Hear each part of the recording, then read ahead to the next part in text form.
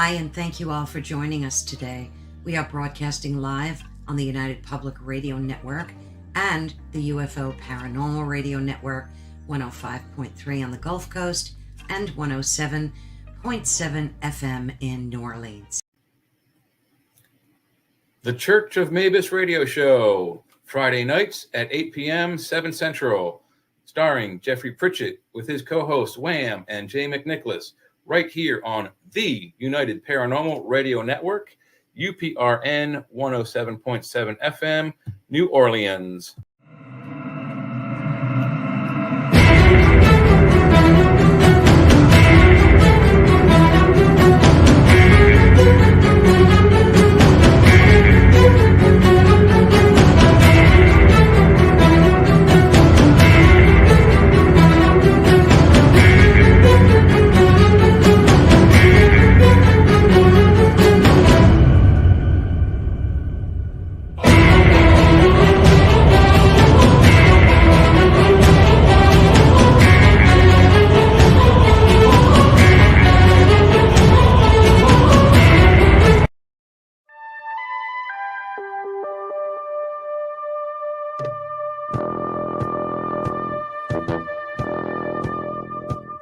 Tune in to UFO Undercover, Wednesdays at 8 p.m. Eastern, with your host, Joe Montaldo, right here on the Paranormal Radio Network.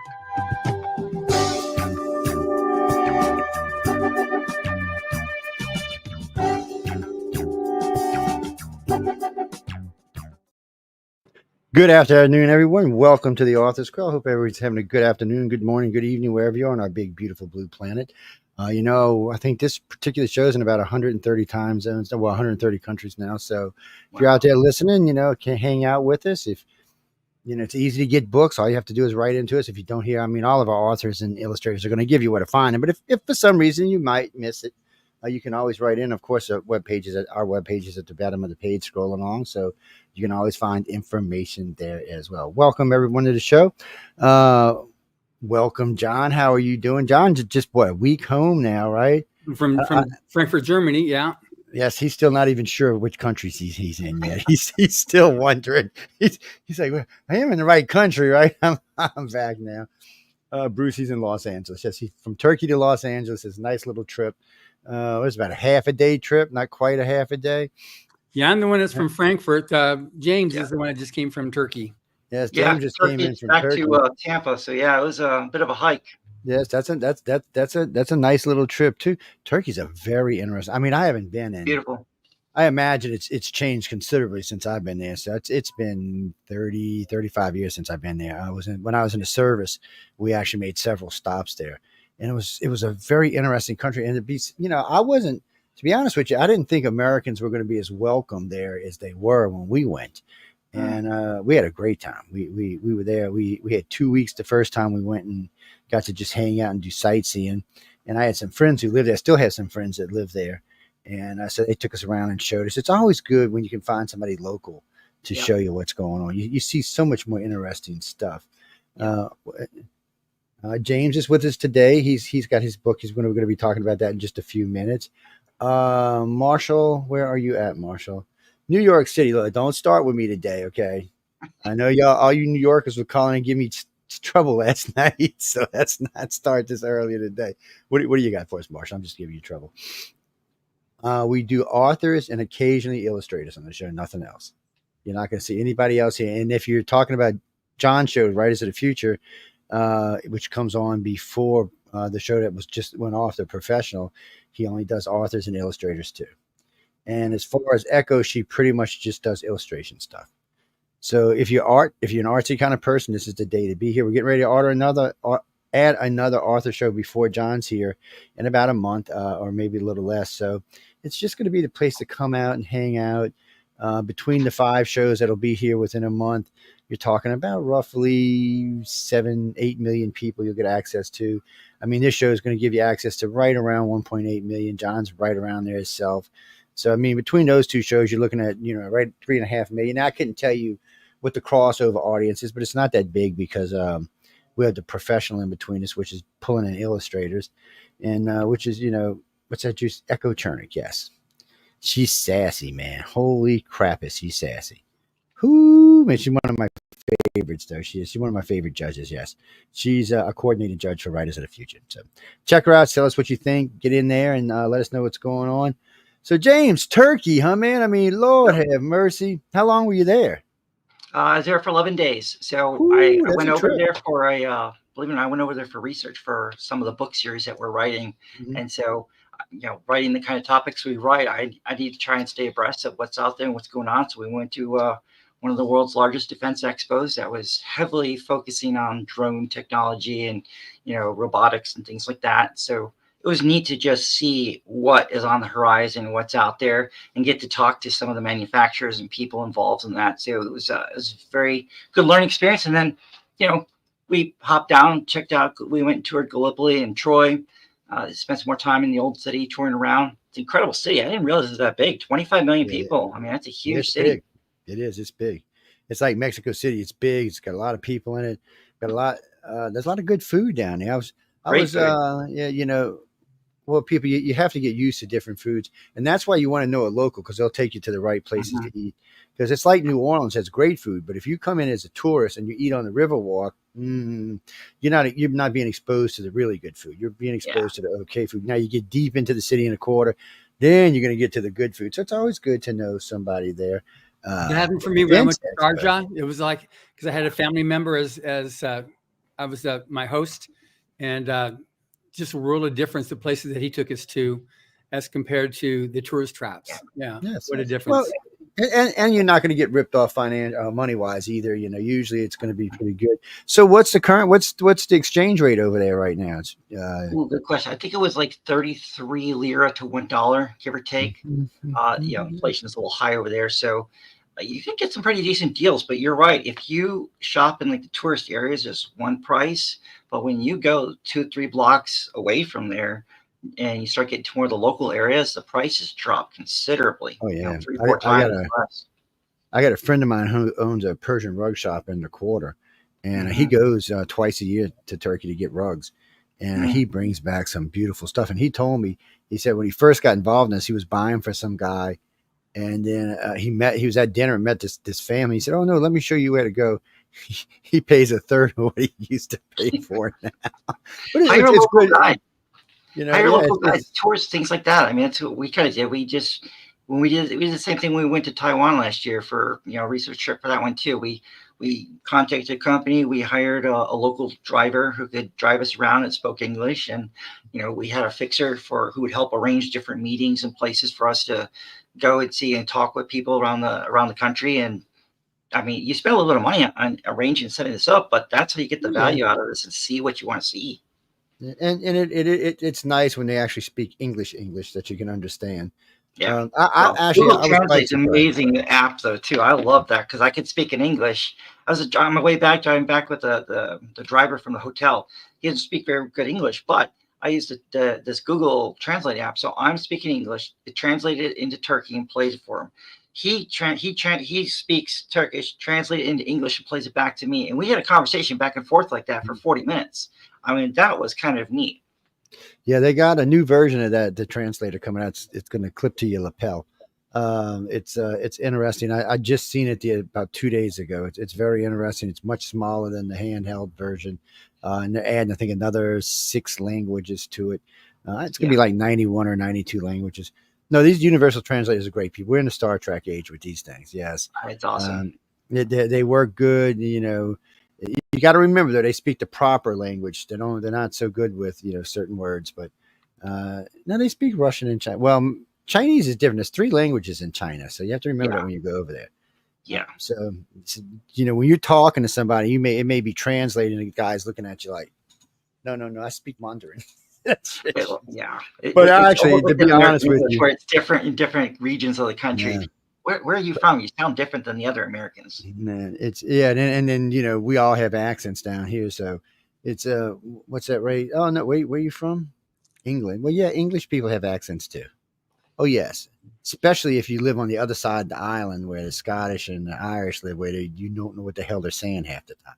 Even the translators don't know what you're saying. I'm just telling you, it's rough, man.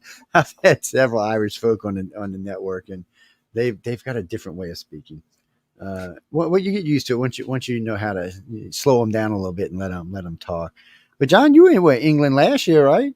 I went last year, but not this year. I had to come back to the office. So I left after Frankfurt and came back straight back here after that, and didn't go to London.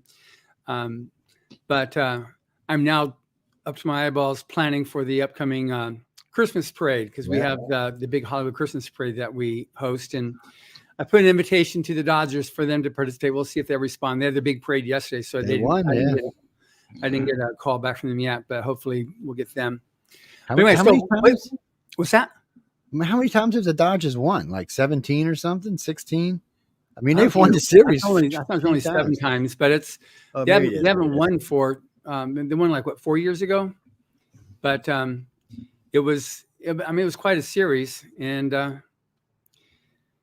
know I kind of like. I follow. I'm so much into what I do with the podcast, reading all the different authors and stuff that I read. My extracurricular activities don't get beyond like the next author, the next book. And so that's just what I do. I'll get the highlights, the Twitter highlights on the game. Okay, here's the walk-off grand slam. Okay, good. There, I saw that. And I saw, when they won, everybody cheered, but otherwise I'm just into the next book, keeping up with it. And I'm in the middle of 3 books right now, getting ready for the next ones. But But it's really interesting with James, because I read the entire Monroe Doctrine series. And while I rarely read the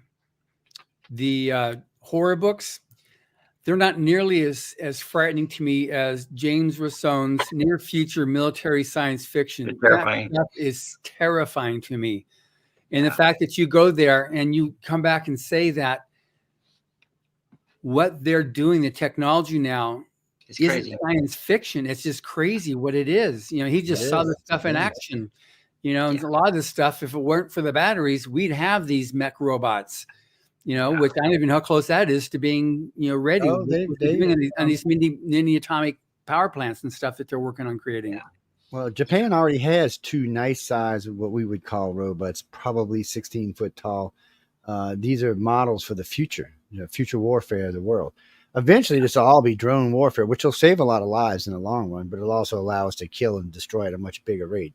Yeah, it makes warfare substantially dehumanized. It makes warfare much, much more, like they say, like a video game, which is kind of problematic, because you run into that dilemma of, for instance, we have drone operators that were in Afghanistan and Iraq using, Predators and Reapers, things like that for a while.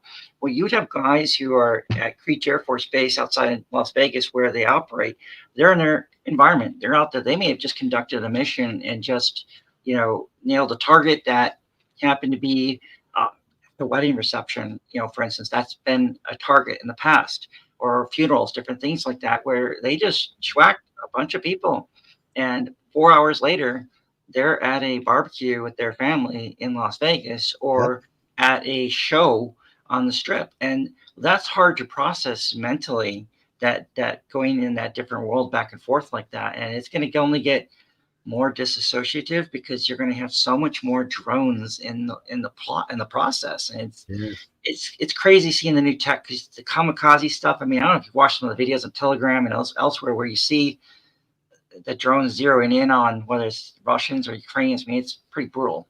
Yeah, well, we track as much as, I'm a big geek to start off with. I've advanced degrees in avionics and electronics, so I've always been a big geek.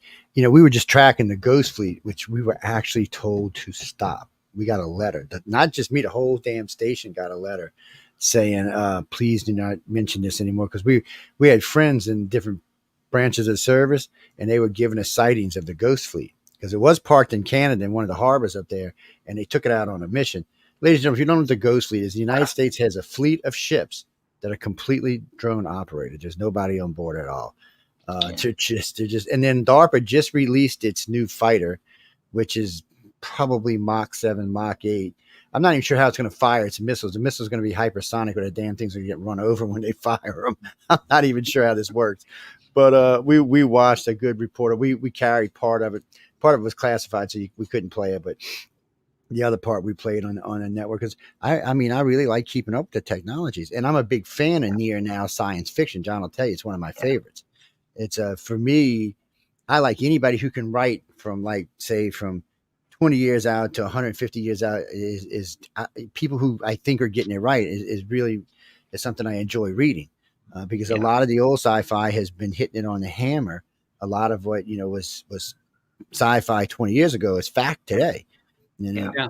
Well, that's the whole thing with Battlefield Earth. A lot of what that was, and Mission Earth, which Jim Miller reading, a lot of that stuff now is coming to fruition. But the thing with your series there, James, was just how China created this this game app, this app that then everybody was doing, but it was being used by China to be able to get all the different reactions from everybody, and to be able to, okay, here's how everybody reacts in different situations, and use that as the means to how fast take it. And then the deep fake that was happening, it's like all that stuff that you see it happening right now. And so, like, oh my gosh, it's like, and that was all a prelude to what's happening, an attack, by China, that the prelude to World War III.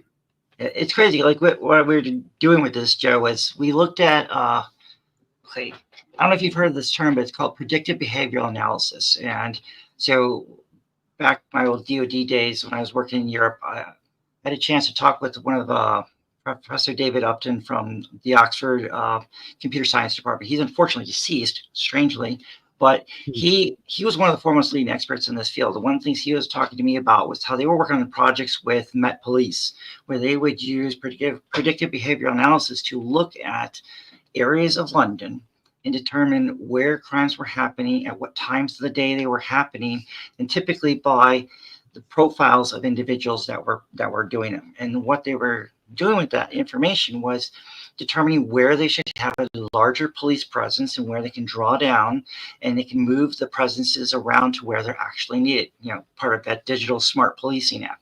Well, from a military application, if we can identify military commanders in a foreign military and start learning all their social behaviors and how they'll respond to different situations, then you can start to predict how they'll respond in a military situation. An example, say in the South China Sea, right? If you understand how an American commander for an Arleigh Burke destroyer is going to respond with the rules that he's been given, with his own personality, you can press up against his edges and get him to then move back a little bit. Because he doesn't want to start a conflict or so on. When you do that over and over and over, eventually, before you realize it, we've gone from having free access through the South China Sea to now we're just moving around it because we don't want to have a confrontation. Mm-hmm. And they've been able to use that to their advantages. So when you put that in a larger scale, you can have an AI run thousands and thousands of war games against an adversary's military to determine what kind of attacks will effectively work, which ones won't, what kind of equipment your military or your industrial focus should be on building and producing those weapons necessary to defeat that specific adversary in a certain kind of warfare. And I mean, honestly, that's where AI is really going and how it's being leveraged. The best company you can look for some of what you were talking about with the autonomous aircraft is Anduril Industries, and looking at what they've been up to and doing with I think it's Lucky Palmer's the CEO. He's he's the guy who invented Oculus Rift and sold that to Facebook back in the day. And you want to talk about an Iron Man, this dude is like the real life Iron Man. He's just insane with what he does. He's Elon Musk, maybe like 20 years younger, a tad more articulate, but just brilliant dude. They won the recent contract for the Air Force Collaborative Combat Aircraft. That's the autonomous kind of like loyal wingman type program. So stunning company. And you're right. The technology that they're coming up with is kind of scary and really neat. Because it's cool technology, but it is scary. Yeah. Well, I seen just a couple of months back, I got an invite to watch the F-22. So they have two drone fighters with the F-22. They also got them for the F-35, but they're testing the F-22 first. Yeah. And they're badass. So they do it two ways. The pilot can control them from the F-22, or they can run on AI. They're working it both ways to see which is most efficient. But what they're really going to do is they're going to make it to where you can switch between, because there'll be moments when it's easier to let the AI run and defend the F-22, but there'll be some times where the pilot wants to direct or to kamikaze him for whatever reason. So they want to be able to give him the ability to do both. And the Pentagon says they want kill switches in all their AIs because they watch too many sci-fi movies, and which they're probably right. You never know what AI is going to do in 50 years from now. You also don't know if it could potentially be hacked by an adversary too. So you need to make sure you have a way to lights out. Yeah, because they always swear, Russia and China and the United States, you can't hack us, and they all get hacked on a regular basis. So you can't go around saying we can't hack you, because we can hack you. So it's dangerous when you start like putting ghost fleets out there that might get hacked. Now, once they get their orders, they're not supposed to be able to be communicated to. So I'm like, well, wait a minute. What happens if we want to stop them? We can't talk to them. I'm not buying that, because there's got to be somewhere along the line. If we need to talk to them, we're going to talk to them. So there's got to be an open port somewhere. And knowing those kind of things. What's that, Bruce? No, actually, America, reason China and Russia is a little scared of America is because when it comes to gaming, the United States is number one in the amount of games they buy and play and the amount of people they have playing games. For some reason, it's not as biggest thing in China. It is big in Japan now, but they're an ally. For some reason, it's not as big in China. Maybe it's a money thing.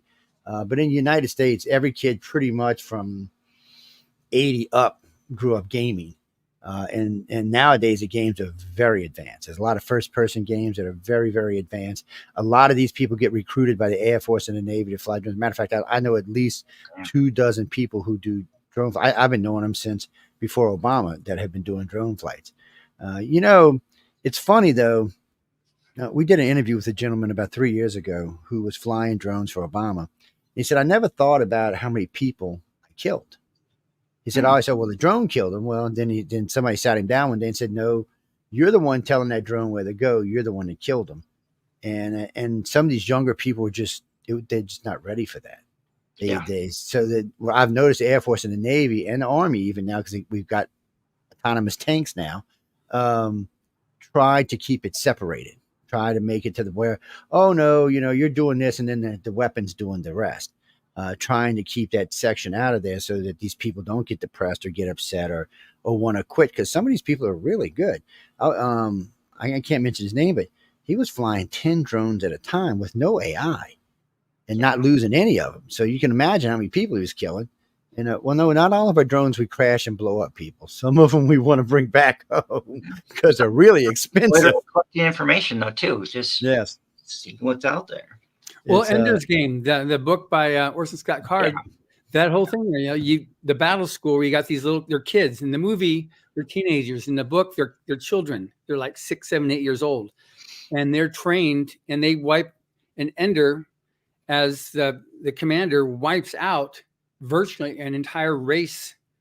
And when he comes to realize what had been done with the next book, Speaker for the Dead, which was originally the first book, he's having to deal with that, like what he's actually done, because it was just a game, Ender's Game.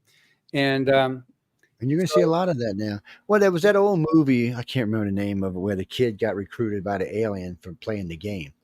Well, most people don't realize it, but the government does tag some games. There are some games that are out there that are being tagged, and they can watch them through your IP address.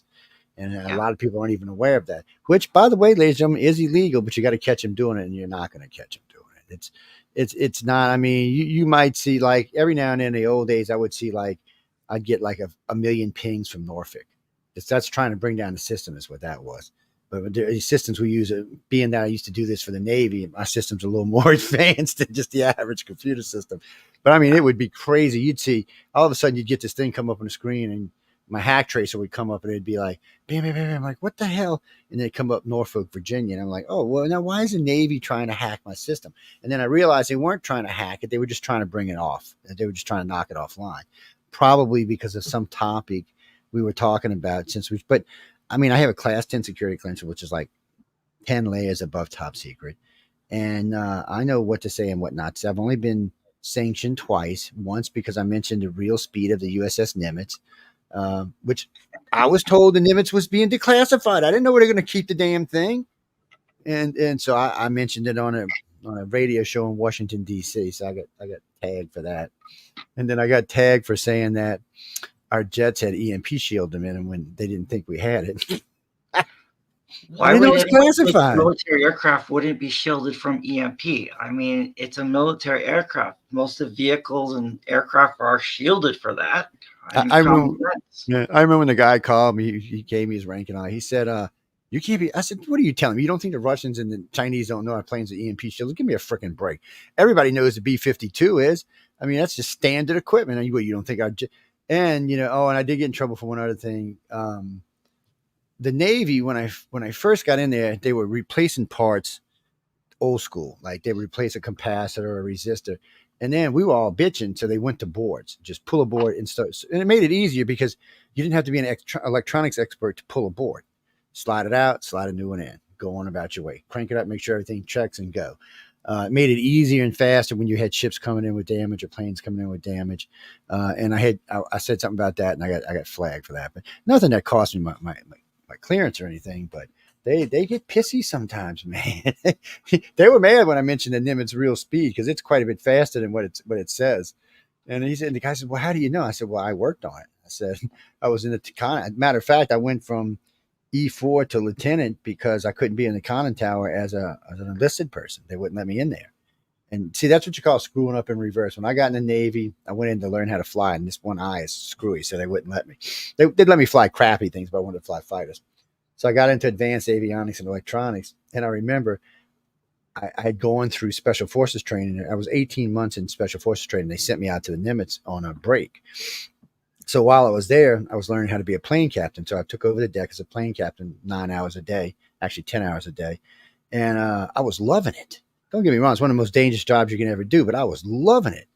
And one afternoon, we had a missile problem on one of the F-14s. Oh, actually, on one of the F-18s. And I went over there and fixed it. And the commander of the deck says, he said, "It would have took our guys like a week to get that fixed. What the hell?" I said, "Dude, that was easy. What are you talking about? That wasn't even a big." He said, "Joe, you analyze and fix it in like 15 minutes." He said, "I'm telling you, that's not." So then he said, "Well, we've been having a problem with one of our radars in the conning tower. Can you take a look?" And he said, "Oh, you're not." He said, I'm gonna get you in this one time." And I went and they've been trying to get this thing fixed. I think he said for like 90 days. I fixed it in like 25 minutes. He said, "That's it. I'm going to talk to the captain. You're off the deck," which, by the way, I was upset about. I wanted to stay on the deck. I was enjoying it because I was going to go back to training back in San Diego afterwards. And they're like, no, you're not going back to any of that. And I met with the captain. He said, "Well, I'm going to make you Lieutenant JG." He said, "You know what? Nah." He said, "I'm just going to make you a full lieutenant, and this is what you can do." And I came in the next day. They had all my uniforms. They had all my everything waiting for me. I was like, "Really?" He said, "I want you starting work today." Was like, okay. And then because of where I was, I had to work there in Iraq, the reactor room on the Nimitz, in the conning tower, and a few other places that were highly, highly classified. I got some outrageous security clearance. I still remember this. I went home for leave. Every friend I had, "Joe, the FBI came to my house." Yeah, they do that when you investigate for security clearances. Oh yeah, he's like, "What are you talking about?" He said, "Dude, they went to everybody's house." I said, "Yeah, they were checking y'all out to find out who I was because I was getting an outrageously high security clearance." He's like, "They asked all kind of questions. Did you did drugs? Did you do this? Yeah. Did you do that?" He said, "I thought you were going to prison or something." Oh, Joe, you would have loved this security clearance I had. So when I was in Germany, I was doing they do those periodic reevaluations for your clearance and stuff. And so we had to go through and do the polygraph for the last portion of it.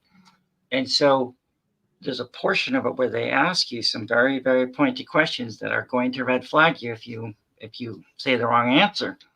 And so I told them, I said, "Hey, a couple questions here. You're going to ask me if I have had any contact or know any foreign terrorists or extremists or know of any plots against the United States, things like that. I need to let you know in advance I'm going to have to answer yes to those questions because of my former job." Because I used to work as an interrogator, and so I was face to face with these guys. That was my job, was sit and interrogate these Al Qaeda prisoners as we capture them in Iraq. And so, yeah, I knew these guys. I was their interrogator talking with them, and I would hear about the attacks that they're planning, this and that, because that was my job, was get the intel, collect it, write it up, put it in the reports, and then let the wider intelligence community evaluate that, look at that, see if it's corroborating other intelligence reports out there, to see if we can get more 2 or 3 people saying the same thing, so to speak, that are in different regions, different areas. Then you start to go, okay, we have a legit threat, or we have something here that's actually going to happen because we have multiple sources telling us the same thing. And so it's kind of funny because you tell them you're going to have to answer yes to these, and they all like, really? Wow, I've never had anyone say that before, and but I'm not gonna. You don't want to lie, because they will find out, and when they do, then you get your clients yanked. So funny stuff. Oh, we lost your mic there. You lost your audio. Sorry, I had turned it off for a second. I was hollering at somebody. It's funny. I remember, I've been out the Navy for a while now. I own a construction company. During Katrina, I had a guy. He was a forensic expert for the FBI. We were remodeling his house. I come in his house one day, and he looks over. He said, "Joe, how come the FBI checks on you every 4 years?" I said, "I can't tell you." And he's like, what do you do? I said, "I don't do anything anymore." I said, "It's what I used to do." And I said, "They do background check on me every 4 years. Until I die, they will do a background check on me every 4 years."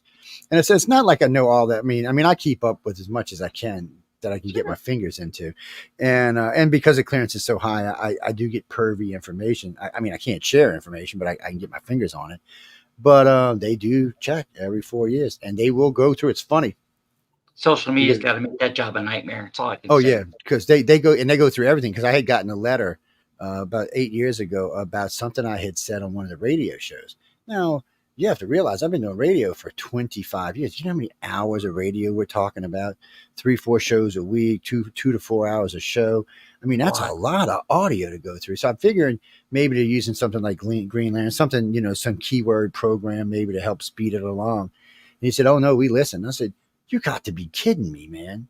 He said, "No, they listen kind of at high speed, at fast." But he said, "They do listen." I'm like, I don't want that job. But I didn't get that job. AI's probably automating most of it, just looking for keyword searches and such. Well, it was funny because when I was on the Nimitz, they were already playing around with drone technology, and we had already had microchips. So we were running 4 cores before, civilians even got single cores. When I was in the Navy, nobody really. I think they were still running DOS in civilian life. It wasn't even Windows 3.0 yet, and because when I got out, they were running Windows 3.0, which I was laughing my ass off about. And I remember I got on this computer at home. I bought one. I'm like, what is this hunk of? I'm like, man, it was making me crazy. It was. It had a barefoot drive, and it was 2 gig drive with a floppy disk in it. I'm like, But I remember my very first assignment was at the AFI station in New Orleans, and they were still using reel-to-reel and punch card. And this is an 84, man. I was like, get out of here. This was a 7-story building, at least 600,000 square feet. Everything in the floor and the ceiling was computer. It was a nightmare to find anything that went wrong. It was a nightmare. And I remember when they called us, I think 300 of us in there to come in and install all the new all the desktop computers and put them in network. And he was like, thank God. And they were junk. They were junk. They were 250 megahertz. People, and I hate to tell you this, people, the IRS is still running 450 to 650 megahertz computers.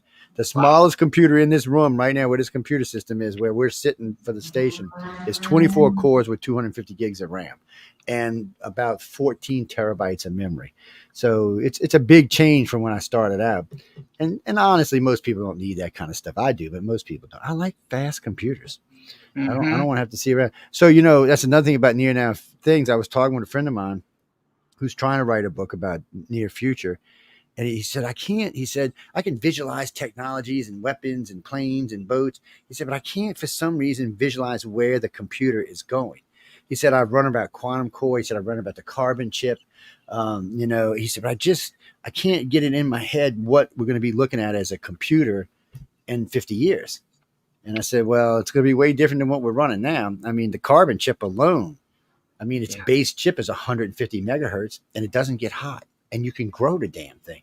You know, the biggest problem Japan's having with that chip, right? They can't write software for it. They don't know how to figure out how to write software for it. Nothing wants to work with it. I don't know. And there's a couple other new designs out there that haven't quite got into the thing yet, but a 24 core, 36 core. I mean, do you realize we went to the moon on what?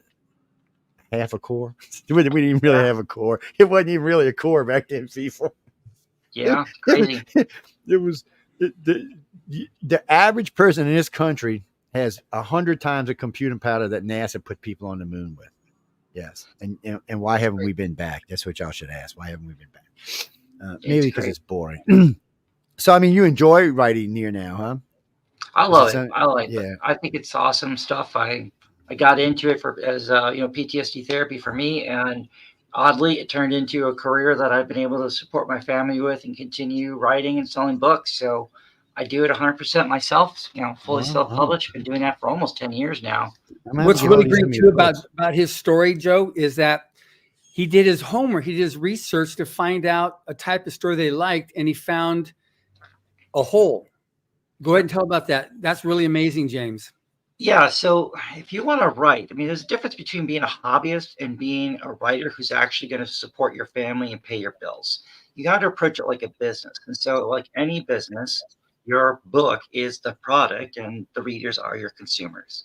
Readers are hungry for certain types and kinds of books. That's what they gravitate towards and what they crave. So for me, the books that I enjoyed reading when I was growing up, I really enjoyed reading Tom Clancy's Red Storm Rising. I thought it was a great book on a very large scale conflict. I enjoyed reading Harold Coyle's Team Yankee, where it was a small platoon of tanks in a direct battle engagement like that. I could not for the life of me find a lot of newer books written in that style and that theme. And so I started thinking to myself, well, heck, man, my VA rep was, my counselor there was saying, write a book that you want to read that nobody's writing. And that was her way of sending me down a rabbit trail to keep my mind focused on positive, good things instead of, going down the bad route.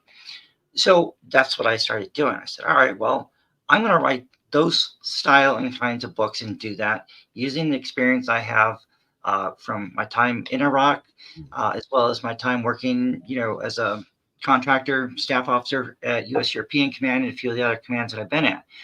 And we started crafting different books. And the first few books, they didn't sell very much. I made $87 my first month with it being out there. But I was like, hey, $87. That means a few people actually found this interesting. Yeah. And so I just kept at it. And eventually I decided if I can work this many hours, 60 plus hours a week or whatever for a private company, I can work that many hours writing books. And that's what we did. So we created a 6-book series, started out ironically. He and his wife, Miranda. Yeah. Yeah. My wife writes with me. So it's a total team effort. It's so cool. His story is so cool. So which is great. You get to work with your spouse and build a business together. It can pass down to our kids. So we wrote the first book over the summer called Battlefield Ukraine, about basically the Russians invading and going in there, just like they did in 2022 here. You wrote it when? Yeah, I wrote that back in the summer of 2017. Because I was at U.S. European Command at the time when Maidan was kicking off and going on in the fall of 13, and then we had the coup in 2014. So I kind of knew what was kind of going on, that whole involvement, where things were kind of headed. So I looked at it and said, after the election in 2016, I said, all right, what are the most likely conflicts over the next 5 to 7 years or 5 to 9 years? And basically said it's going to be Ukraine, Korea, Taiwan, the Pacific. And then, to round off the series, we wrapped it into Russia and China, basically. And that was it. That was the genesis of our whole writing career. What took off was that particular series. And then each one since then has just been looking at the world and essentially writing cautionary tales, if you will, of what things could happen, how things could happen, what the consequences might be. And Lord willing, hopefully we can avoid them by having seen them played out in a fictional series and go, wow, great, entertaining, cool series. Thank God it's fiction. And I sure as heck don't want this to come true. Maybe we should try and figure out how to make sure that doesn't happen. That's how I approach the writing game and do that. And again, it's just, creating an entertaining story. But again, if you can teach and educate, entertain and educate at the same time, that's a win-win. And That's so a win-win. what we try to do with all of our book series is show people war is not something romantic and to be fantasized about and talk about it in glowing terms. That's a brutal, ugly, brutal thing that happens. And sometimes it's absolutely necessary and it needs to happen. And sometimes it happens on accident, or it happens because we were unwilling to just listen to the other side and take in their considerations and ask ourselves, do they have a legitimate gripe? Is there something we can do to try to negotiate this and find a common ground and solution to avoid these conflicts? Sometimes you can. Sometimes you can't. Sometimes, you're going to have to fight. You got to accept that good people have to die sometimes to defend what you believe is valuable and worth defending.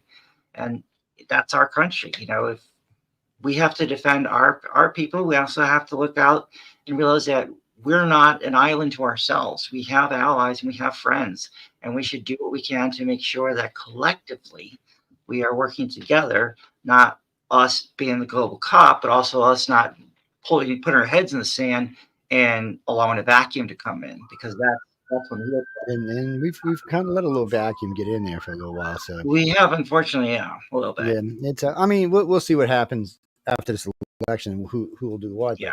Somebody asked me the other day. They were getting all nervous about North Korea. I said, "Well, there are troops in Russia." I said, "Now they haven't actually got into the Ukraine yet." I said, "When they do," I said, "I don't know what's going to happen." Germany and Poland have already said if they put troops there, they're going to put troops in the Ukraine. NATO said they may put troops in the Ukraine.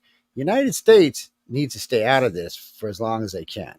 And if all of these people are putting strategy remained on China and Taiwan, that's right. That is the existential threat to us. If we lose somebody asked me, Taiwan, that's game over for our industry. Until we have been able to replicate these highly advanced chip productions in the United States or elsewhere, which you can have the factory built. We're almost done with some of those things. But what we don't have is we don't have the pipeline of workers who are educated to build those types chips of materials, because we haven't done it in 30 years. It's not to say we can't. It's going to take a time to build that pipeline.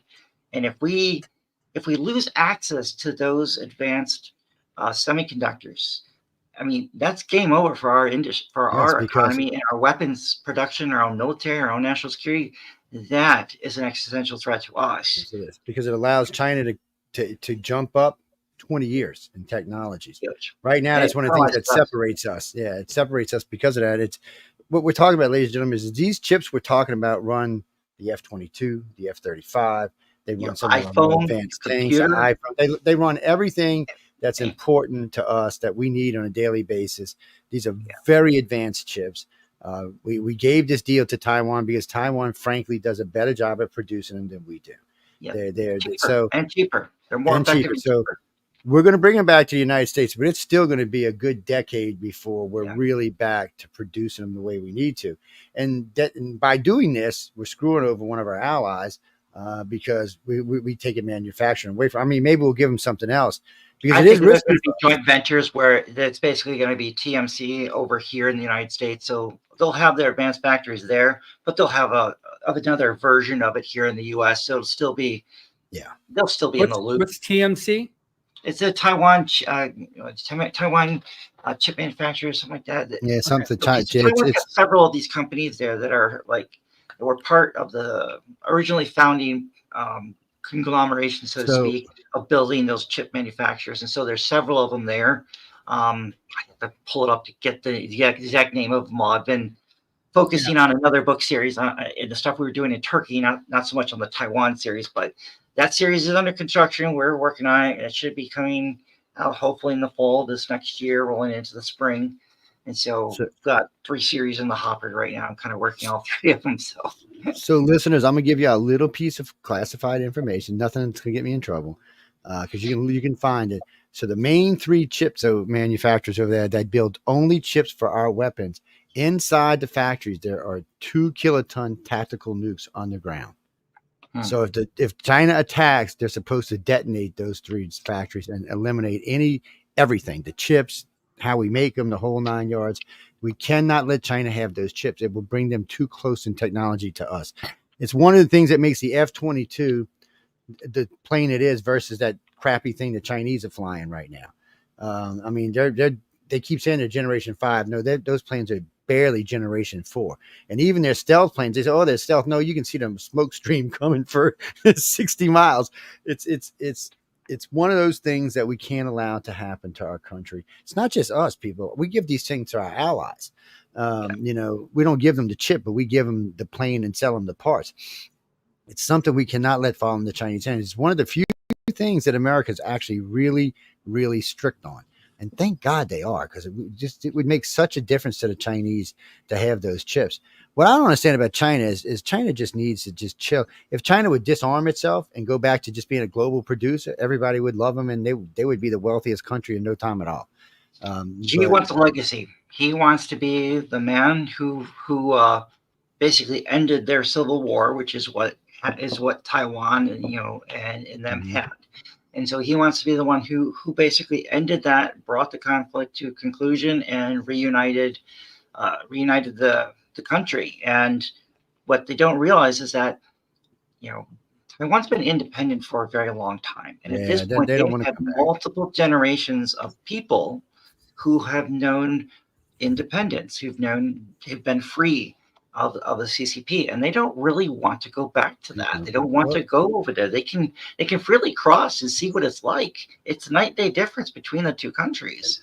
And so as the older generation dying off, the young kids don't want to go that route. They want to be independent. They want to be free. Wants to build a legacy. He's got there for a third term, and he wants a legacy. And I think when leaders like that tell you, here's my plan, here's what I want to do, we should kind of listen to that. And he's told his military, whether the order's given or not, he's given them the deadline of 2027.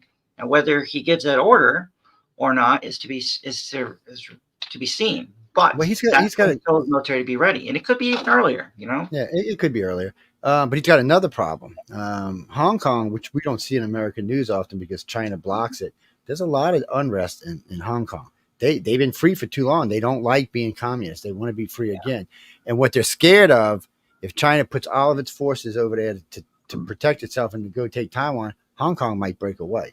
And the U.S. and the UK have already said if Hong Kong breaks away for freedom, we'll step in and help them. So China's in a precarious situation. We've already told Taiwan we would protect them. So China now knows attacking Taiwan's like attacking the United States. Do you want to start that war? Because China knows it can't win that war. It's not a winnable war for them. It's not really a winnable war for us either. It is a winnable war for us in some ways, but in some ways it's not. This is a really precarious situation for everybody involved. And China wants to be the world thing. And they were doing real good until they got stupid with the military, and Trump said, oh, no, we're going to put an end to this, and just started terror from out of creation. So instead of having this big, huge $30 or $40 trillion economy they were going to get up to, now I think they're going to make 8 or 11 trillion this year. And that's just nowhere near competing with the United States or the EU or anything. Right now, I'd have to go look to be sure, but I think between the EU and the United States, we control almost 90 trillion of the world's economy. It's almost impossible to fight against that. I mean, if EU cuts off China, the United States cuts off China, they're a third world country again. There's a few things they can cut off of us, so that would cripple us pretty hard too right now. Pharmaceuticals is a really big one right now. Yeah, that's a big one. Pharmaceutical inputs all come from China. Well, we've been switching that to Canada, though, lately. A lot of that stuff's been coming out of Canada. Pfizer said that it's going to pretty much only take drugs from Canada anymore. And hopefully. I know Moderna's had it. Yeah. Well, first, Canada's got to get there to get to that production level. I mean, they do send us drugs already, but they're not to the production level that China's at. So China's mass production. And that's another thing. In the old days, the United States could mass produce at an ungodly rate. Well, China's there now. We'd have to get back into the industry. That's the issue is, do you want to pay a lower price, or do you want to pay a price that would have it produced by America, which means you're going to pay a higher price because the wages are higher, benefits, everything else like that compared to lower wages, But the real thing, if you want to watch like timelines of when things could potentially happen with Taiwan, watch and see wait until there's 2 specific pipelines that are under construction right now. There's one going through the Russian Central Siberian area down through Mongolia, connecting into Inner Mongolia and China. And then there's another one connecting from the Sakhalin Islands in the Russian Far East through into Manchuria. So when those pipelines are finished and built, the lion's share of their energy, which will be coming from Russia, from those areas, won't be going through the Malacca Straits, which is their choke point right now. So that little pinch spot right there with Singapore, that right there, you can pinch that off. You've totally tanked China's all their energy that moves through there. But once they get the overland pipeline set, game, set, match, they don't need that. But America now, just proved to the world pipelines are easy to take out when we just cracked that on them. Everybody blamed Russia for taking that pipeline out. I think we did that pipeline. That was us. There's no way around who did that pipeline. There's very few countries that have that capability to do that. We got to be one of them. It's also one thing where we said openly, we would do this. Like we said, like Biden said this several times, we would handle this and do this if they did X, Y, or Z. Well, they did that, and then lo and behold, the pipeline blows up. It's like, whoa, we kind of let the cat out of the bag and said we would do it anyway. So blaming on someone else doesn't really work. Yeah, and it was funny to me when I first heard the Russia thing. I said, "Wait, no, that was us. That's our technology. I'm like, no, Russia didn't do that, because I didn't think Russia would want to escalate anything. And if it really would have been proven it was them, it might have escalated something. Now, finding out it was us, everybody was going to bitch, but nothing was going to happen. But here's the kicker. Like, what about Germany? I mean, this was a German infrastructure project that they partnered with the Russians on. This was a multi-billion-dollar German infrastructure problem, and they're a NATO ally of ours. Yeah. But Trump warned them when he was president. He said, look, stop buying oil from the Soviet Union. Yeah. Stop. I mean, from Russia. Yeah. He said, you're supplying money to our enemies. Stop it. Yeah. And so they didn't listen. So Joe Biden stopped it. It's funny how they hate each other, but the two presidents kind of work together. Policies. Yeah. All I care about. I know we're coming close to the end of this first one here. We got about 7 minutes. I'm just curious, since this is the Authors Quill, and a lot of people listen to this stuff are also aspiring writers, and people like to listen. So. And want to become writers. Some of the stuff what you did, James, because you've been a guest on the Writers of Future podcast as well a couple times, and we just connected up again a few months ago when we were in at Tampa Comic Con. You were there, but a lot of what we do with Writers of Future is to provide that helping hand for aspiring writers, which is part of what we why I was so interested to talk to you. That was in that contest created by Elmer Hubbard back in 1983, but now. For someone that wants to be able to get a start in writing, because you're one of the top 100 Amazon writers in military science fiction. Yeah, well, in thrillers and science fiction generally. I mean, we've so over a little bit like how you accomplish it, how you build, because you've got nobody else I've talked to has the game plan that you have and what you've done, because you sell strictly only through Amazon. Unfortunately, a little bit. Yeah, we're trying to work a little bit more direct sales, but yes, you're right. But you're almost up to 7-figure author now. So annually, you're close to being 7-figure author. So, if you don't mind, Joe, James, just a little bit of what you've done and how you built it up, and what's your game plan and how you do it. Again, the biggest thing is you've got to remember this is a business. So you need to approach it like a business, like you would any other type of business venture you want to start up. You got to understand you're also going to be putting a lot of hours and working on this. So you need to look at your schedule, realize you have 24 hours in a day. How do you want to break that 24 hours down? How do you want to use that? How many do you need for sleep, family, and then work?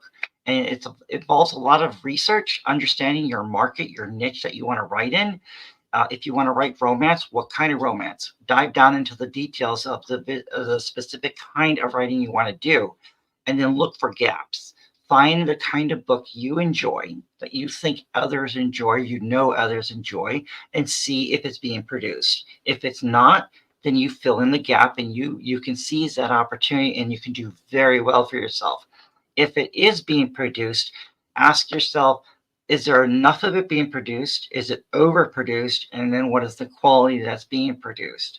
And if there's not a lot of it, but there is some, at least there's a market for it, for one. But now you can step in there and you can fill in the gap to expand more.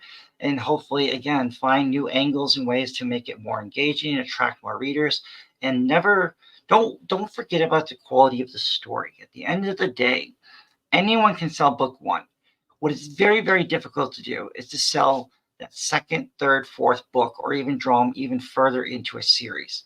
That's when it really comes down to the craft and not losing sight that it has to be a good story at the end of the day, because readers have finite time and finite resources. And if you're asking them to give you some of that time and some of their resources, you need to deliver on a good story.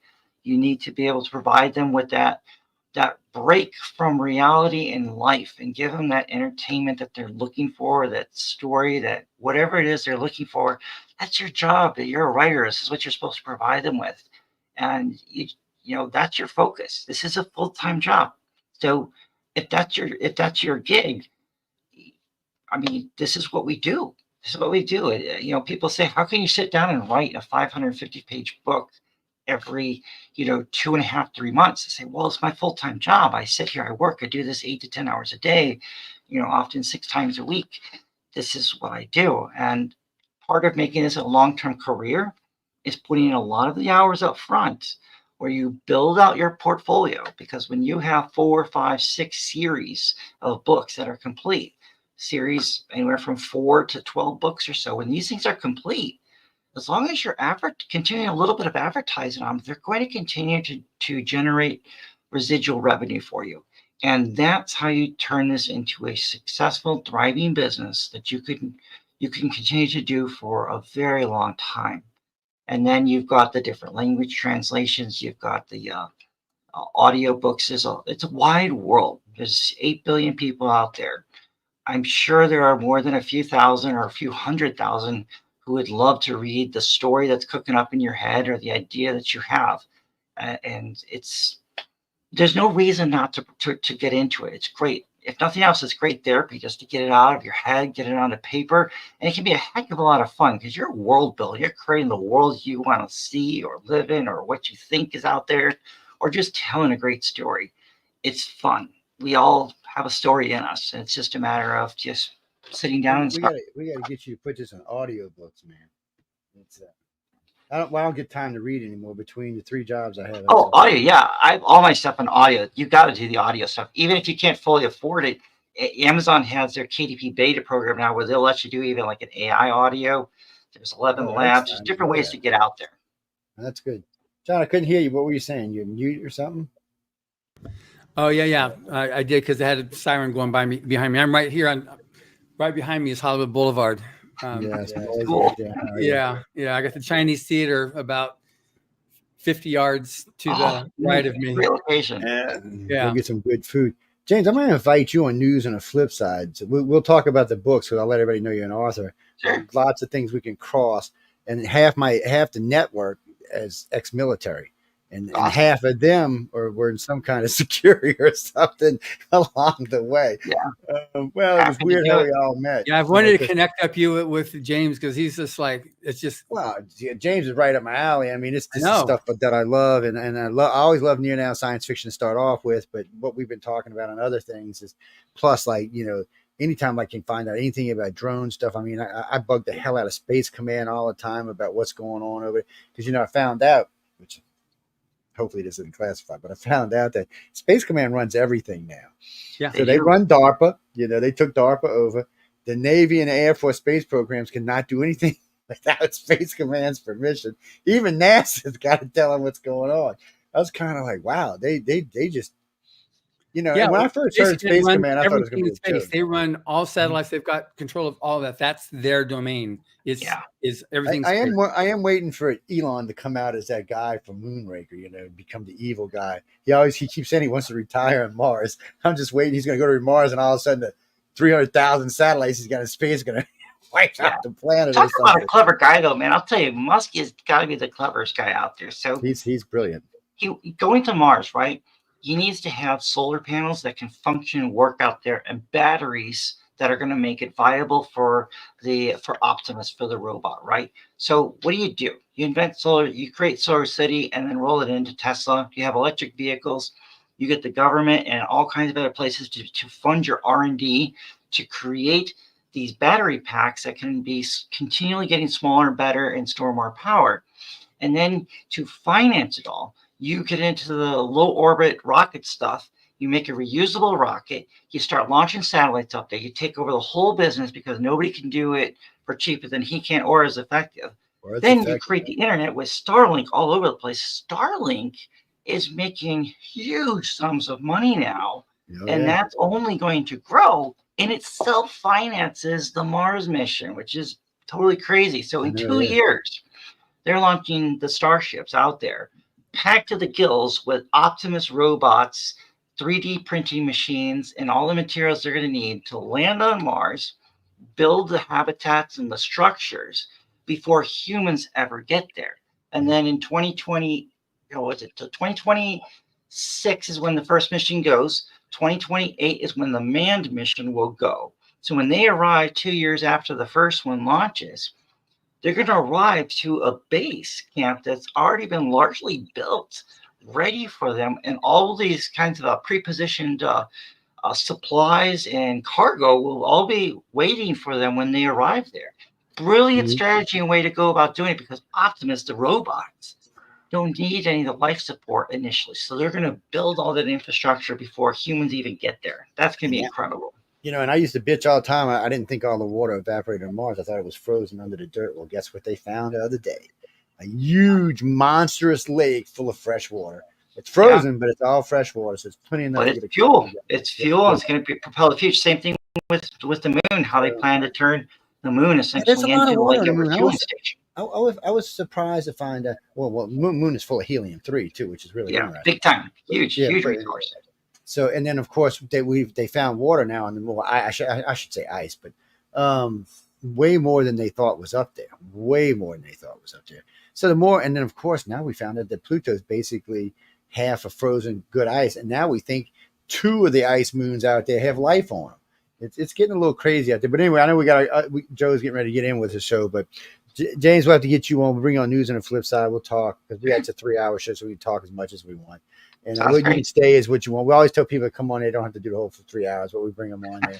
Last night it was a 5-hour show. So, well, we're in political season right now, and we're just trying to. And what happens is they started off with abortion, and the next thing I knew, the phone lines were just. Oh man. So we let that go for about a half hour, and then it got into men's rights, and that went for like 20 minutes. And I was like, okay, guys, we came here to talk about the election. Let's talk about other things. And then we finally got an election, but we didn't get to the polls, because we do the polls every Friday night. We do an hour's worth of all the different big polling companies. What surprised me was 538, which was pretty much all red when Biden was running. And then when Harris got in, the company switched over to different polling people, all blue polling companies. So every time you seen it, Harris was ahead. But all of a sudden now you're seeing even in all blue, a lot of it's red now. And then Nat Silver, the guy who used to own it because ABC owns it now, came out the other day and said, "Oh no, it's going to be a landslide for Trump." I'm like, "Oh shit." We'll see. I'll just be glad when it's done. But my big concern about it all is that neither side's going to accept the results. The Dems. And I agree. I agree with you. And somebody asked me the other day, why don't I give out who I'm going to vote for on air? I said, because I have a big audience. Dangerous. Yes, and I don't want to isolate my audience. I said some weeks I may be pro Trump, some weeks I may be pro Harris, some weeks I might be, oh my God, I'm moving to Mars with Elon. You just never know where I'm going to go with it. And I don't feel comfortable with either candidates for me. So we'll just see what happens, where it goes. But I see Joe down. He's all patiently waiting, being a good guy down there. Let's drag him up here with us. Hey there, Mr. Davis. How you doing, man? Hey, Joe. James, you can hang out or go or whatever you feel like. Man, it was a great talk. How we doing? We'll definitely. I'll get Carmen to get in touch with you. So, how you doing there, James? James, Joe, James. Thank you very much, James. Good talking to you there. Yeah, man. I'll drop out and leave you guys there. Okay, you give it. Thanks again. Thanks, James. How you doing, man? Mr. Davis there. Hey there. How are you guys? Joe. I looked down and it said broadcast journalist. I thought it said breakfast journalist. I was like, what the hell is a breakfast? That's the same thing, really, isn't it? Yeah. Tells you I need to clean my glass. So something. So what kind of writing do you like to do? Right. What kind of writing do I like to do? Yeah, I mean, what genre is what I should say. Boy, that's a hard question. I mean, my favorite. We probably should start with maybe my favorite to read. I suppose that's probably better. Yeah, because we got into that. And you got. Sorry, getting a little balance there. You guys already know I obviously love science fiction. That's probably my favorite, especially the old pulps, really old stuff. I'm way into the, I go back to, authors from the 40s and 50s. That's kind of my favorite. Because there's some good stuff back there. Well, I'll just bring up in terms of a proper introduction for Joe. I'll do that, and then he can pick back up there. Yeah, we originally met like we established in the last podcast a few weeks ago. That went up probably about when we first came out with the Stories from the Golden Age. That was the old science fiction and fantasy stuff that he watched, that he read, and then we also had Battlefield Earth. But Joe was also an Olympian. He was an Olympic in because he lives up there in Park City, and so where he was up there with that, and in the I always call it the luge. It's not the luge. It's the skeleton. Yeah, skeleton. So he was an Olympian with that, and then he became a broadcaster for sports TV on the Olympics. That's how he was hired to actually be able to do it, to cover that. And I've done many interviews with him as a host on TV over the course of like a decade, and we talked about all types of science fiction and fantasy and whatnot. And then he's written a lot of media, and he's one thing too that I'm still going to take advantage of this next hour to keep on pounding in. Like he's really good at specifically in sports on handling PR when you get a sportsman who like is found in the wrong bed or does the wrong thing. Like how do you handle, bad things? Like he's brilliant at how to handle doing media interviews and how do you deal with that stuff. And I still think he's got an amazing niche in that he could do and just like make amazing hay on that one there. But anyway, Joe's been he's been a great friend for, every time I went to Salt Lake City Fan X, I come in and go to his TV show in Park City TV I have to get up at 5:30 to drive up there from Salt Lake City. But we went up there, and Emily and I would do his Mountain Morning Show. Is that what it was called? Yeah, that was what it was called on Park City Television, which was part of the Outside Network, which is part of Outside Magazine and all of that fun stuff. Yeah. And then he decided he didn't really agree with their political ambitions and controlled messaging. So he broke out on his own, and he's now active military in reserve, right? Air Force Reserve? Yeah. So Air National Guard. And I've been serving with them for since 1988, which is a long time. Wow. Yeah. It's a long time. Yeah. I've had several different jobs with them, and the most recent about 12 years ago as I switched to public affairs, which kind of matched up with the career path that I was on with journalism. Because I, kind of got, it was interesting. I sort of got sucked into a world my dad was pretty involved in, which is, really everything from, really more the entertainment side of television. He was a writer for Jay Leno. Good job. So I was trying to avoid his career path, but that's a good job though, Leno. Yeah. When you don't make the skeleton team by, I made the U.S. team, but I didn't make the Olympic team by about 0.2 of a second to a guy who ultimately won the gold medal. And a guy who I did have to do PR for later, ironically. Life's ironic like that. Some things he did.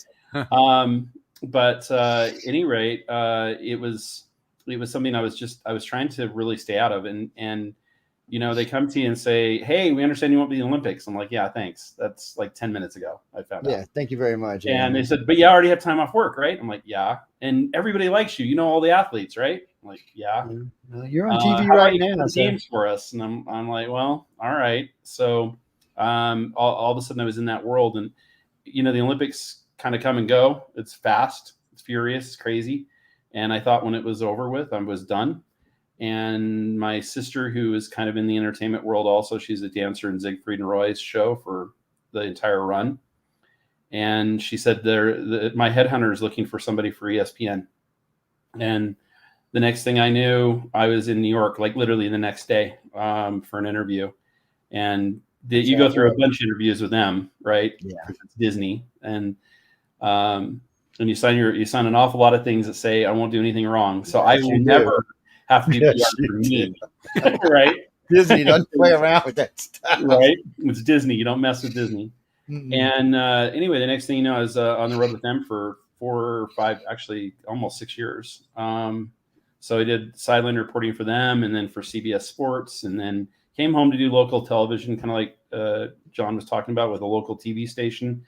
They got bought by a big conglomerate that wanted me to read prepared statements, and I'm like, I'm not doing that. No. See, I can't do that. Okay. Yeah, and I'm a news guy, and I was already working for a larger station. It was an NBC affiliate.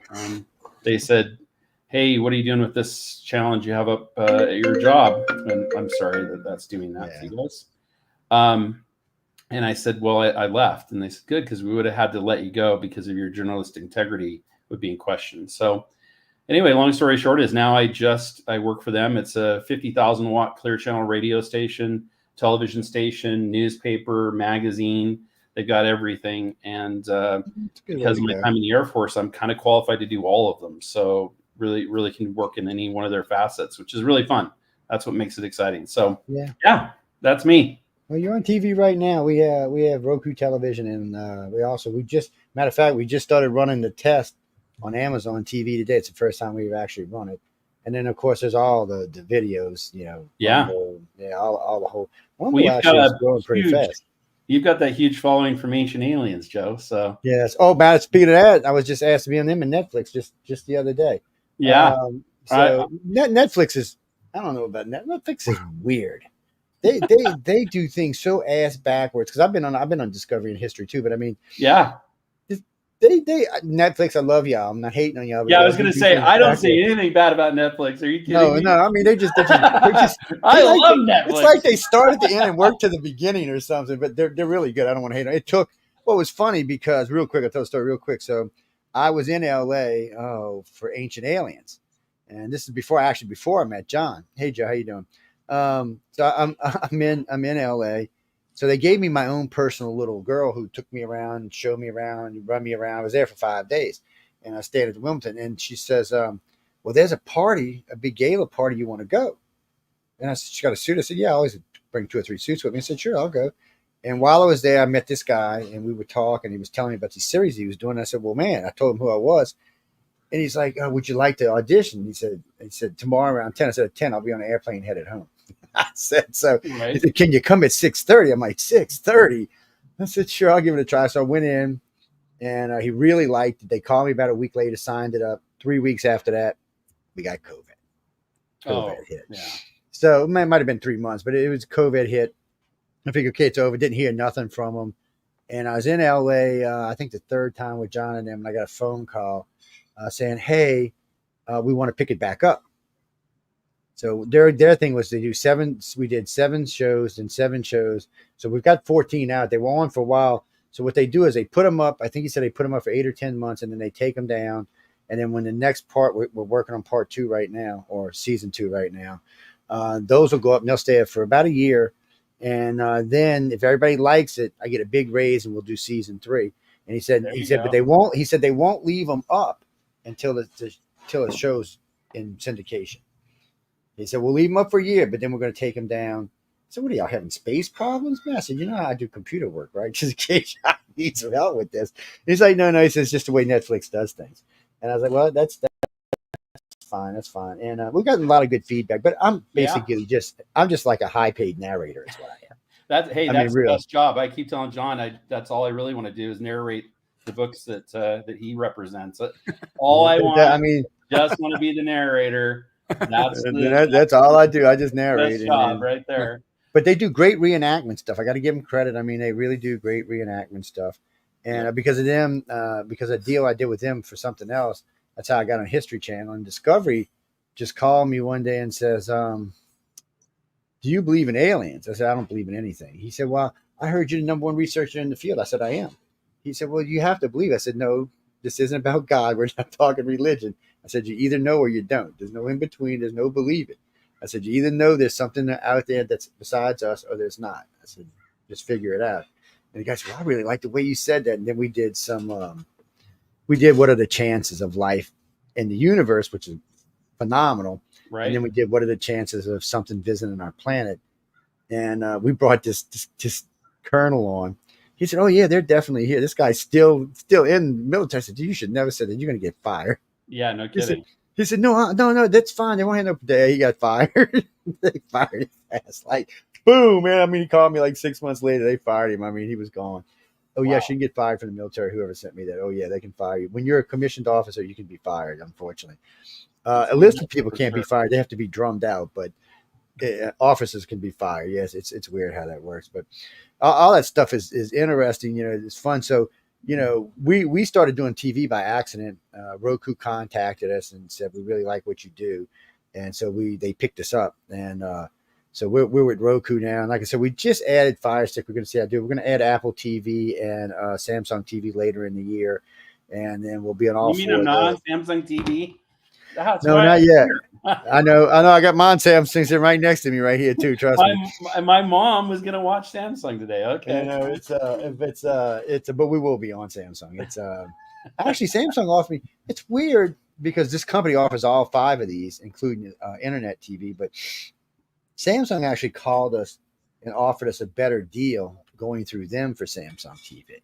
Oh, I'm sure. So I'm gonna have to see how it'll fit into the system, but Yeah. I think that's who we're gonna go with. I mean, they offered a much better deal. I mean, it was really a good deal. Apple, I don't even want to talk to Apple. We'll just go through the company we got. I'm not gonna deal with Apple. It's they got too many restrictions on what they want done and what they don't want. So when you go through the system, through the Roku system or through the company we use them, we don't have to adhere to all of that stuff.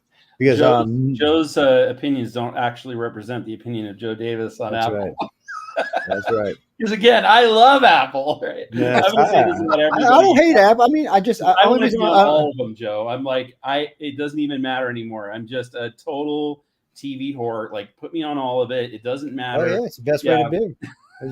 Well, it's so funny because when we first got with these people, they had us in this little card thing on Roku. And people were having a hard time finding us and all. So I got in a big fight with them. And I mean, I thought they would kick us off for sure. And so they took us off the card. Then I couldn't find us. Well, now they put us into the live section. Anytime there's live shows, when we're having it says live, we're in the live section. So it makes it much easier to find us now. I was like, okay, I guess they didn't get mad at me. I mean, I cussed them in like 3 different languages. Man, it was bad. That's awesome. It was bad. But anyway, so wait, let's backtrack. So I mean, you just it sounds like you just this was just naturally in you. I mean, maybe because your dad was in the fields, but it just seems like the broadcast and the writing, you just seem like it might have been just a natural step for you. There's a tape, cassette tape for you kids. That's this little thing that you put in a deck and played. You press play and it would, you get to listen to it. There's a tape of me from 1980 when I'm 10. That's the 1900s kids. At any rate, I figure with us being a Roku, we've got kids watching too. So, well, anyway, I'll be honest. Every show on this network says 18 and over. There you go. All right. So, maybe some people know what we're talking about. So, at any rate, in 1980, I remember looking out the window of my home and recording it on a tape doing the weather. That was probably the first time that I ever really went, I'm going to do this at some level. But it goes all the way back to Casey Kasem and American Top 40 and, all of that. And the man that never aged. Yeah. And I got to meet, I was so fortunate. I got to meet, what's his name from American Bandstand, who also is like a hero of mine. And, these guys, it's funny. I probably shouldn't have been fighting going upstream with that so long, because I had so many opportunities from so many really good people that could have given me an advancement way, way earlier. I met all the guys from ABC's Wide World of Sports, and that was really the area that I wanted to be in more than any other. And that one I did sort of take advantage of a little bit. And, ultimately I did get to work with Jim McKay for the Olympics, and that was his last broadcast, was the 2002 Olympics, I believe, as far as, sports were concerned.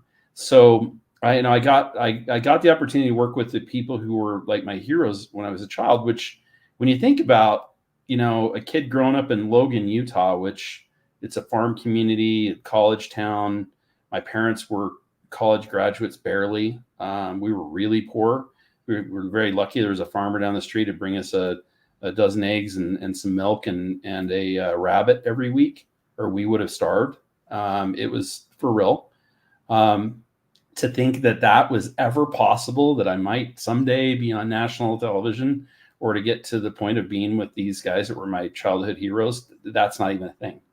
And now, I've worked with half a dozen of them. It's just weird. I never quite get over it.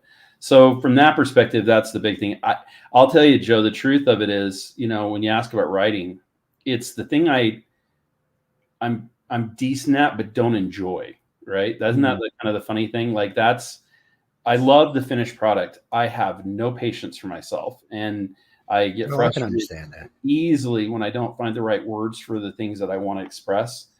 And I consider my vocabulary to be better than average, but not enough. I mean, we don't use nearly half the words that are available to us. And true. If I could, I would be much happier. But I tend to be a little lazy when it comes to that. I'd rather talk. I'd rather be in this environment. I am too. But I never planned on getting on any of this stuff. I figured I'd follow my dad's footsteps. We own real estate and clubs and restaurants. I figured that's what I'd be in. And that's what I kind of do on the side with my wife. So that's kind of funny, right? Yeah. I don't know. And I remember, though, I met Harry Cosell at a Saints game. I was, I don't know, 14 or something. And all of a sudden, I was like chatty catty, man. Just I bet. And the guy said, well, you should get into radio. You'll probably be a natural. I'm like, no way. And then I remember when, what was it? It's an AM station out of Riverside, Iowa, where Captain Kirk was born. He called me up one day. He said, I've heard you do that support group. He said, man, you make a great radio show host. I'm like, get the out of here, man. You can't host a radio show. What are you, stupid? An AM radio show? No, I said, no, it's okay. He said, no, just come try it. And you know what? The very first guest I ever did, I got into a fight with. I mean, knock down, drag out. I'm lucky the guy kept me. I mean, it was bad. I said, I'm sorry, dude. That guy was an idiot. I couldn't help myself. And then, but he said he loved it. He said he watched. The audience kept growing. And so people came to saying, well, they started getting controversial guests because they knew I'd pick on them. Next thing I knew, I was doing 3 shows a week. They were paying me good money. And, but what happened was a friend of mine owned Pioneer Radio in Hong Kong. And he said, look, I'm going to give you Pioneer Radio. He said, I'm retiring. I'm going to give it to you as a gift. And I was like, really? And he's like, yeah, because we were real tight. And he said, I'm going to give it to you. So I called my producer and the owner of the station. I said, look, he gave us this. I said, we can go ahead and put all of our stuff on there because I was hosting Wake Up USA. I said, we can put all of our stuff on there. Well, he got mad and fired me. No. So I started my own show. Next thing I knew, 5 years later, I had a network. Wow. 30 shows on it. I was like, today I've got over 50 shows over 50 hosts and 40 shows. And we go around the entire world. We actually have 2 shows that go to every country in the world, including North Korea. Wow. UFO on the Cover goes to North Korea. It's got 15 listeners, but I don't know who they are. Every time I say that, I wonder, is this like some little underground group? Well, it's got to be Kim Jong-un and probably a family, right? It's either somebody high up or some little hidden underground thing somewhere. I said, because I don't know who else, because there's no internet there. There's no real TV or radio or anything in there. I mean, you can't even drive around. You're not even allowed to leave the town you're in. So I was really surprised to see it. And then, but like this show, like I said, I was telling earlier, this show goes out to about 120 to 130 countries, and it's growing every week. Wow. This one goes out to like what I call the main countries, but it does go to Russia and China and places like that. So, and every now and then we'll get somebody from one of those countries that'll call in or write in. Matter of fact, because of it, not this one, because one of the other ones I do, I was on Task Television and Pravda Television just recently, and I thought for sure I was going to get a phone call from the government. I thought for sure. Because, I did 6 hours with Pravda, and TASS I did about 11 hours total. Now, how much they used, you know how tele-TV is, man. Yeah. I've done Ancient Aliens where they've recorded 20 hours and I've seen 5 minutes. I'm in about the equal amount of time for about the same amount of footage for Real Housewives of Salt Lake. No. I was really excited about that one. And then, it's when his blonde wig fell off that they cut him out. I don't know. It's I had crazy. My chance, and unfortunately, they one of the the Real Housewives got arrested, and because she got arrested, the whole take on the show changed, and I lost my spot. I'm still on it for a second, but it's nothing like what I'd hoped. Well, but I mean, broadcast journalism's got to be fun. I mean, there's lots of stuff to get into. It gives you kind of just an open area to cross. I mean, you're not pigeonholed to one little thing. I mean, you can do sports, you can do science, you can do sci-fi. I mean, just whatever you feel like getting into. Because I know a lot of people when they tell me they do broadcast, they pick a subject and that's all they want to do. You know, it's like they pigeonhole themselves into this one spot, and then they're scared to cross over. So I can't do that. I'm too nosy and too arrogant. So I've got to multitask. I think that some of it has to do with just, the staying power of that and being able to kind of go here and there. For me, has always been based on like trying to stay out of the weeds a little bit. Mm-hmm. I have very strong political opinions. I have very strong. That's a good thing, though. Yeah, I mean, I have my opinions, right? And I gather them from lots of places, right? I feel I'm well read, and I when you mentioned some of the the other broadcasters out there, I go to all of those for news, right? I look at everybody for news. I do too, because I don't think you get a fair shake if you don't look at you're not looking at Al Jazeera, and you're not looking at Deutsche One, and you're not looking at BBC, and if you're not going to all those places to get your information, you're getting you're losing. So it drives my wife crazy because I have like 6 European channels to watch, and then I've got ABC, NBC, CBS, and all of them, and of course I've got all the other ones, One American News, Fox. So what I'll do is I'll open my Roku, hit live, and just let them hop across. Yeah, because sometimes it's just some kind of special going on. I don't really want to sit there. I just want to see the news. And I was surprised. I like Sky News, which is Australian news. Yeah. It turned out to be they got a lot of opinions on it. Slanted one, like all of them have something, right? Yeah, they're kind of slanted conservative a little bit, but see, this network is different. I don't know if I've talked to you that before, Joe. The 1440, that one news site. I get that newsletter every day, which just here's the basic data. It doesn't give a particular slant. Love that. Yeah, that's a really good place to go back to once you've kind of gathered all the things you think are valuable. But anyway, just kind of in that vein, I think that like you said, it's when you're just a broadcast journalist, and if you identify that way, you pretty much open up the door to just about anything. I'm most comfortable in the sports arena probably than anything else. I feel like that's where the best stories are right now. It's where America puts its focus. Unless you're interviewing a publisher of these amazing stories and announcing 12 new writers and 12 new artists every year. Well, let me get to that, John. I was going there. Not to offend anyone, like I said, I love all of them. I got to tell you, I really love author services and writers of the future, I have to say. But there's a bunch of good people over there. But let me kind of finish up. What I was going to say is, I identify probably with sports most. And then because I've had so much experience with John and with the authors that I've been so fortunate to meet, it is an area that is now highly loved by me. I'm here in Park City where it's natural and almost required to be part of the world of film anyway. Which when you're if you're a journalist, you're a filmmaker, that's part of it.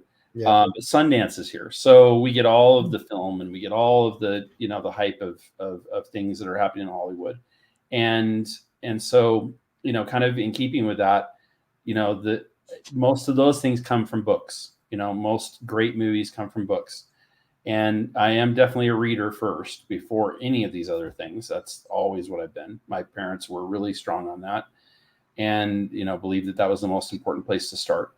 And while I am now kind of a lazy reader where I listen to audiobooks. Yeah, well, I prefer it that way myself. I get more of them in, which is great. But in general, what I'm saying is I find you're right about being able to go into different areas, but there's definitely ones I prefer. Right? Yeah. And maybe the only part about the politics side, I'll just say this. I often wish I had the platform, maybe without wrecking all of that other stuff, to just once in a while say the things that I want to that maybe affect the world and I'll have to keep it peaceful.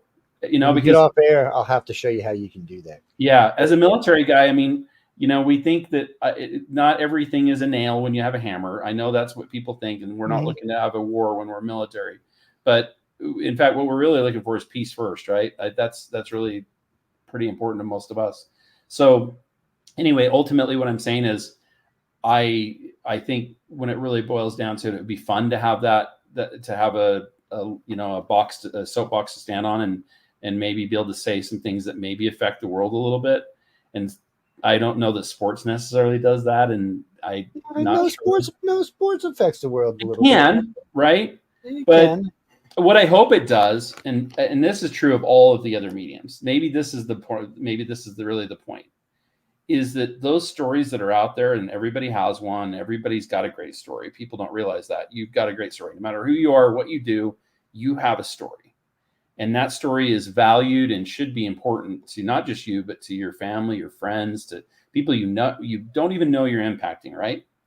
And ultimately, what I love is that these sports stories and oftentimes some of the other genres that I've been getting into, of course, do give us the opportunity to celebrate the good thvery in this world and the things that we should all value and care about the most, which is our friends, our family, our very lives.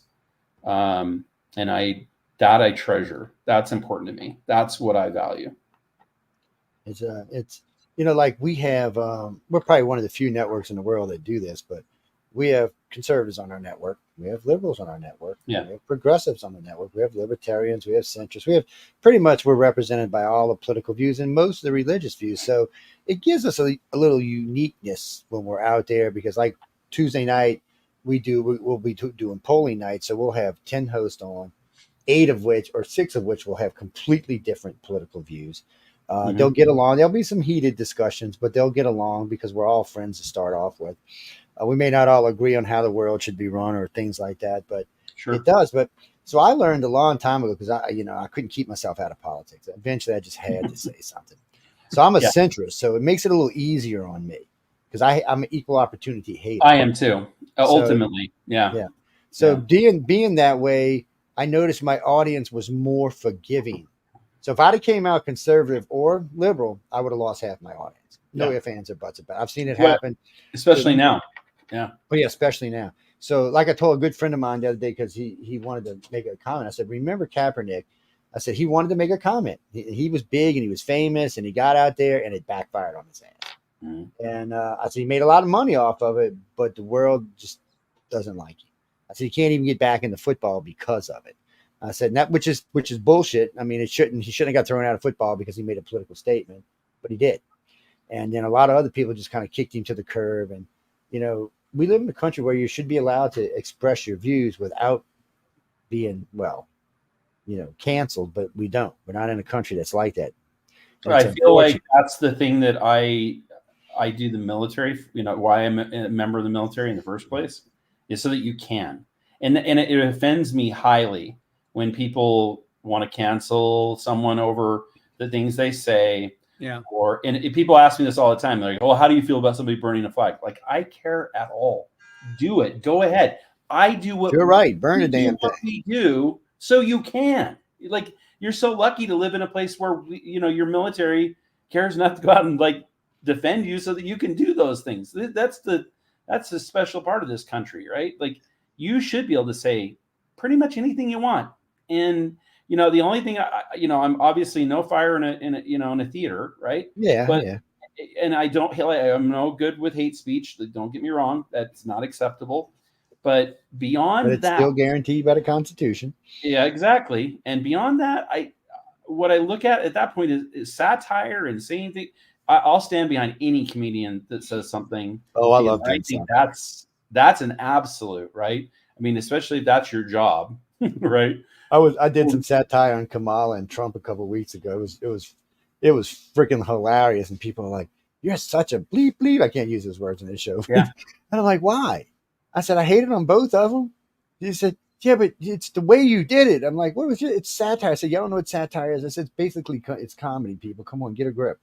I said, because I was cracking just, someone were, we'll say less than nice jokes, but still, it's still, it's my show. It's my life. And it's something I wanted to express. And it was a way to get out a message for people to look at things without actually having to take the hardcore political road. Yeah. Because, when you get too hardcore, people just feel the need to try to cancel you. I'm lucky. I do get things like I got a letter from a guy a few years back. You're one of the most beautiful research, one of the best researchers I've ever seen. And you followed you're probably the most brilliant people in the field. He said, but Joe, when it comes to politics, you're a blankety moron, right? I was like, well, it's your opinion. Feel free to express it. I didn't get mad about it. I just said, well, it's your opinion, but it didn't cost me a listener either. And I also do 4 other venues. I do Science and Beyond, the Authors Quill, News on the Flip Side, and UFO on the Cover. So people get to see me in different views. So they're a little bit more forgiving when I go this way or I go that way, but they also know how I am. One day I may be taking up for Kamala Harris, and next day I might be squarely putting my foot in her ass. The same thing with Trump. You just never know until whatever mood I'm in or whatever articles I was reading or listening to that day may send me over the edge. It's like when they were telling me about Joe Biden with his garbage comments. I was like, that doesn't express me. He's in a senile. But it aggravated me is when the stenographer came on and said that they were trying to rewrite what he said. That pissed me off. Okay. I said, look, he said it, put it in a history. That's part of it. Nobody really cares. Everybody thinks he's nuts anyway. Well, the truth of it is, like, again, this is one of those things, right? Mm-hmm. Interpretation is a part everything. Of it too, right? It's everything. And I've got to say, I mean, ultimately, is that what he meant? I don't know. And I don't know that any of us know, because here's a guy who, as you said, it's no way you're going to be able to prove just, with speaking, really. So, yeah. I mean, I listened to him when he went to go talk to the Indians in Arizona. I don't know what he was saying. So, and that's what I told people about the garbage comment. I said, maybe it's what he meant. I mean, he did say about going to drown Trump. I said, he has said some nasty things. I said, but in all fairness to him, sometimes he's just saying stuff because I don't think his brains are matching the words together correctly. I mean, that Indian speech, nobody knew what he was saying. And I don't want to hate on somebody like that, I feel like the word, that word got a little, I mean, of all the things that have been said in this election, the word garbage is the least of them. So, like, can we all just... I actually said that last night. Yeah. I can think of a lot worse things that have been said. In general, though, I will say the one thing that I really would like to see come back is discourse and actual, the one, this is what I think most writers are really good at. And I think that most journalists are really good at, right? And that is that I think we have the ability to have hard conversations, difficult interviews. We can have arguments that are more of rhetoric than rhetorical arguments, and not so much this divisive nature that we've gotten into now. And really, not only do I think everybody's thin-skinned, as I said, and we need to be able to say whatever you want, because you're allowed to do that in this country. Yeah. Which is also one of the things I really like about science fiction, since we are talking about the Authors Quill here. Hey, I'm like, wherever you guys want to go. Yeah, so I'm here in Authors Quill, just the fact of what's one of the good things about science fiction, and Joe was talking about satire, because that's also science fiction satire lends itself quite very well to that. We can point out foibles, and the seeds can be quite bitter, when you bite them, in satire. But that's one of the things that, like, what's one of the things that's really cool with Writers of the Future. Now, getting back to my little corner of the screen here. We should do that, yeah. Is the fact that you've got the ability to get a voice out there and to get the ability to share with what you can really address without getting into the super touchy part, touchy-feely, like you're going to, what's right now, everything was like, you say this, I'm going to cancel you, which we address here. But when you put it into another planet, another race, you got aliens all doing the same stuff that we can't talk about here and now, but you can talk about there. it gives you a chance to look at it and you can see, oh, that's silly, that's ridiculous. And maybe you'll have a realization. Maybe you won't, but maybe you'll look like, wow, that's just kind of like what we're doing here, and can chill a bit on it, And that's one thing I see a lot with science fiction and fantasy specifically that you don't see in other, the crime mystery and all that type of stuff. Those are just like true life type things that you can emulate with those stories. But science fiction gives you a chance to address these social issues that are not otherwise safe to talk about because of that very reason. You polarize, you automatically lose half your audience.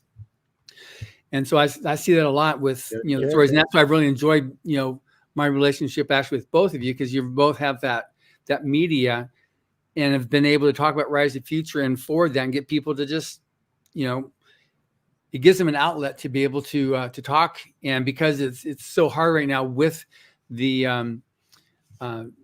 arts have been so nominalized and so, marginalized and made less and less and less, whatever we can do to kind of like validate them, like, come on, you guys, do your art, do your stories, submit them. There's some place you can actually go. And we've had winners from 50 countries now over the years. And it continues to go, L. Ron Hubbard still funds it, as part of his, what he left in his will to be able to do that.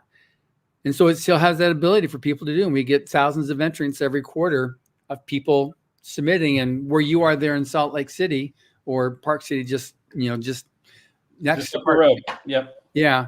It's just that we have so many winners from that area, from in part because of all the media, but also because we've got such good support from BYU, Brigham University and Utah Valley University and other schools there where Rise of the Future is a major influence on people that want to become writers.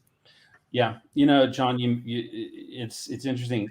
Some of the first critics of government and how things like we were talking about go are science fiction writers. I mean, Ray Bradbury, some of the others. So you're right. It's again, this is another outlet, another great place to be able to say your piece, to have your thoughts, and to freely express yourself. You got Orson Welles in 1984, Ray Bradbury, 450, Fahrenheit 451. Yeah, those are serious protest pieces about what was happening at that time they were living. Yeah, and look how often 1984 gets looked at when we're talking about the current world we're in. Yeah, from a geopolitical standpoint to to the technology to everything, it's all there. So it's kind of interesting that from that perspective, there's always that chicken before the egg kind of thing, right? With science fiction, I've always appreciated that one, right? Which is we all Joe and I both probably thought we were going to be in flying cars by now. Yes. I bitch about that all the time, by the way. Flying car. I do. I bitch about it. I'm mad. I'm like, where is it? China's got a flying car now and we don't. It needs to get delivered before I can't do it anymore. That's what I said. I'm getting old. I need a flying car. I want my George Jetson car. Not only want my flying car, I want it folding up in a thing. Yeah. It's but I do, John. I mean, I bitch about it all the time. I'm like, come on, man. We got microwaves. We got all kind of stuff they said we were going to have, but no flying. We got boat cars. We even got boat RVs now, but no. Yeah. We are getting close, though, Joe. I did see FAA is going to permit somebody to start doing some actual transportation coming up. The air cabs? The taxi, yep. Yeah. I'm very excited about that. So we're getting close. It's about time, right? It is about time. I'm ready. Yeah. I'm ready for it, I mean, I did see a composite one. Well, they call it flying car, but it's not really a flying car. It flies you around, but it doesn't drive on the road. It just flies around. It's basically a drone with a seat in it. It's what it is. It's fun. It works. I mean, I've seen a couple of them lately, but I've been waiting patiently. There are some things I feel we should be more advanced on. Being some of the stuff I worked on when I was in the service in the early 80s. It feels like to me that we're being held back in some ways because some of the technology we had in the early 80s, we didn't see in civilian life until mid 90s. Sure. But the one thing you kind of have to, and I love this from your shows before on Ancient Aliens, the cell phone, I mean, what a huge leap that is, though. That's a leap, right? I mean, And So this is the computer of the future. did basically. it not, where did they get that? Is that some technology transfer going on or what? Well, I mean, we had the basic Captain Kirk phone in the beginning. I mean, a little flip phone. It didn't do much. It made phone calls, took pictures. This damn thing. I mean, this is an 8-core with 258 gigs of RAM in it. That much memory in it. I mean, it's got a 128 megapixel camera on. I mean, come on. More technology than was on the Apollo mission. Oh, way more. Yeah, this phone could could build the Apollo 50 times over. I can tell you now. Carolyn Rosin and the gang would have loved to have this. Yeah, we'd have probably been to Mars by now. Yeah, oh no, it's Jimmy, just proof though that if you're a science fiction writer and you come up with some brilliant idea, I love science fiction for that reason. Yeah. I mean, we now have the whatchamacallit beds from Star Trek. So now when you get in your hospital bed, it weighs you, it scans you, it does all sorts of stuff. Yeah. We even got the ones that take your temperature and your blood pressure. So I mean, we're getting closer and closer to things, and it's nice to see us moving in those directions. And to be honest with you, I remember the guy who talked about the invention of laser, and he gave credit to what sci-fi was it? Was it the 20s? Spaceship, guy with spaceship lasers. Oh, what the hell was his name? I keep wanting to say Buckaroo Banzai, but that's not who it was. It was oh boy, I know. Was it Flash Gordon? No, now it's driving me crazy. It's going to drive me. We've had several speakers at our Rise of the Future events. That's astronauts and the engineers that have put the rovers on Mars. We had 2 different rovers with engineers that were our keynote speakers, and we had one guy that was the director of the Ames Research Center. They were all inspired by science fiction. That's what got them wanting, that's what made me want to try and look and see. And I wonder if we can do this. And the one guy that was the director of Ames used to get in trouble because he'd be in history class and he'd have his book open and the teacher would come up to him. He'd have a science fiction book on the inside, a pulp book. Are you reading that? And I say, what are you reading? I'm reading the future. I'm reading about the future.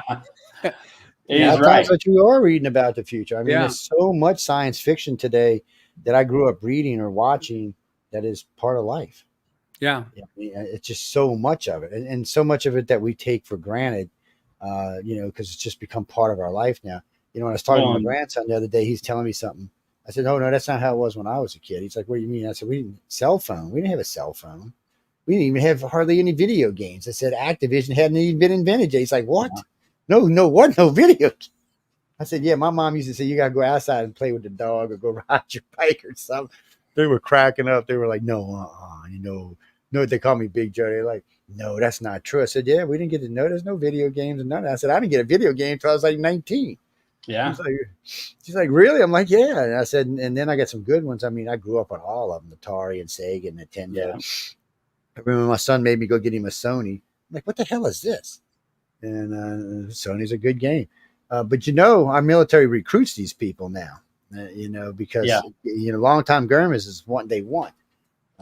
They have good hand-eye coordination. They're used to playing the games, and it makes for great drone pilots.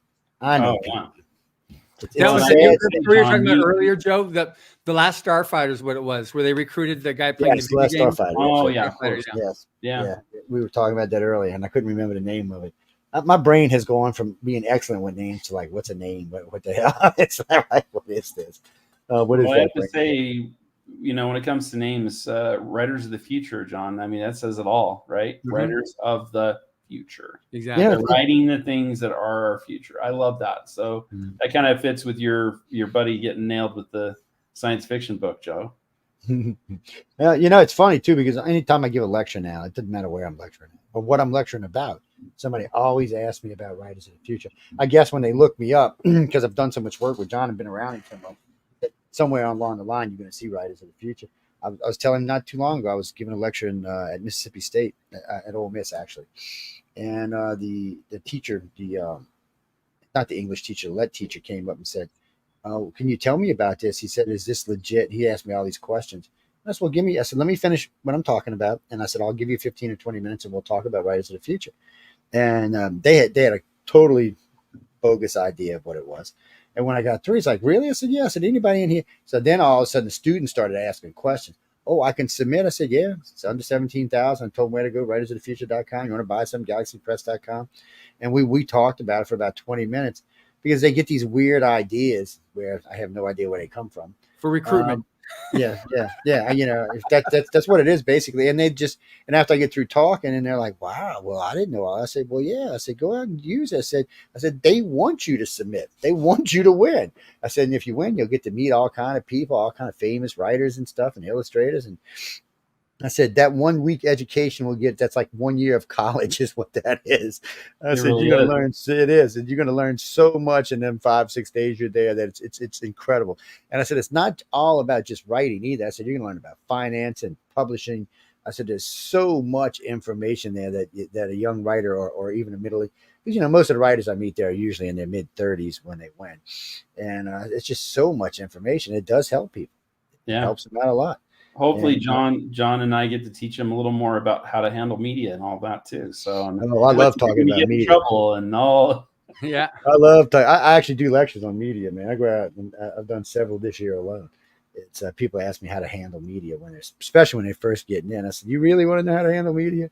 And I tell them because I scare the hell out of them sometimes. And I'll tell people all the time. I said, "Really?" I said, "Well, I'll tell you this much." I said, "If you know you're in a bad spot in a bad interview." I said, you can always just hang up the phone or get your ass up and walk off the stage. I said, taking on a 20-year veteran host is the only thing that's going to happen is you're going to lose. Yeah. I said, when a host tells you, oh, I read your book, ask him some questions. They're like, why? I said, they probably didn't read your book. He's like, really? I said, yeah, just ask them. I said, only if you feel like they're being hostile to you. I said, they'll be like, what? Wait, what? And they'll be on their back foot the rest of the interview. Just like, you can do that? I said, yeah, you can do it. It's your interview. You can say whatever you want. I said, just be careful because not everybody who calls you for an interview is going to be friendly press. That's true. I said, when we book media for all of our winners, the first thing I do is I research them to make sure they don't have a history of being nasty with authors or hostile. And I tell them that all the time. Go listen to them. Go. Yeah. I said, you know what? I said, you can even go to one of their shows and ask questions from the audience. I said, go know who it is that you're going to be interviewing. You male, female, it doesn't really matter. I said, just make sure they're not there to ambush you. Yeah. He said, well, have you done? I said, yeah, because when I talk about ufology, I get ambushed sometimes. Like when I was in New York, they tried to ambush me. That poor guy wishes never to talk to me. All I did was he's in the middle of ambushing me. I said, well, wait, stop. I said, everybody out here listening in New York, can you do me a favor? If you've seen or had a weird experience in New York, can you call in? That was the rest of the show. That was it. He couldn't say anything else. They were just taking call after call after call. I said, oh, you think this is not real? I said, apparently there's a lot of idiots in New York. Oh, yeah, you get the fans on your side. That's it. That's how you do it. And you know, and if you're a good sci-fi writer, or any writer for that matter, doesn't really matter sci-fi. If you're a good writer, people are going to respect your work. It's easy to get somebody in the back foot, but there are going to be people from time to time who just feel the need to be a you know what. Yeah. They just can't help themselves sometimes. I don't know why people have to be like that. But I guess there are hosts and journalists out there that want to be like shock hosts or shock journalists or shock jocks for some whatever reason. I'm the worst person to do that to. I am way too mean at stuff, and I've been doing this way too long. It's too easy for me. So, and I'll tell people. I said, you ever want to hear how you handle? I said, from time to time you'll hear me do an interview. Where somebody's being a butt, and I'll just take them for a little ride around the street. And sometimes I'll just tell them some stuff just to get them going, just let them go and get them going. At the end of the show, I said, did you really believe all that shit? You cannot be that dumb, right? And, they just find themselves like, oh, man, you're just, no. I'm like, yeah, well, it's part of being in business. Well, that's when I do the interviews with people, when I interview the authors, they're always surprised, you really did read my book. They're so used to being interviewed by somebody that has no clue. They read maybe the Amazon description, but then I get into questions like, well, here you use this one word here, and you talk about this, and your this line was like poetry. I'm like, wow, you really. That's why I tell them if you want me to interview you according to your book, send an audio book. Yeah, because I can listen to it on my way to work. Because I got an hour drive back and forth every day. Couldn't agree more. Yeah, like tonight, I'm going to be doing a lot of archive work, so I'll be listening stuff while I'm doing archive work. It gives me time to listen, but I can't sit there and read and do archives and stuff online at the same time or drive. The journalism world is the speed of it's so tight that, unless you're doing that, it's going to be pretty hard to get it read. Yeah. It No, is, I yeah. understand. It's a different world that you've got there. You've got like maybe you got 5 interviews, in a segment, and you've got whatever briefing you've had on, and that's what you got to roll with. So you can't have read the book or even know the author, or sometimes not even know the genre. You're just there. And so that's why I've always tried to go in there, and we talked about this, Joe Davis, on this, where, I've always tried to go in early to meet, if I can, if I can actually get it, to find out, what do you know about science fiction or fantasy, and just see if all they know is Star Trek or Lord of the Rings, or if they know anything more beyond that. And then I'll base my answers around what their reality is of science fiction and fantasy, because otherwise I'm going to lose them. And if I lose them, I'm out of there. Yeah.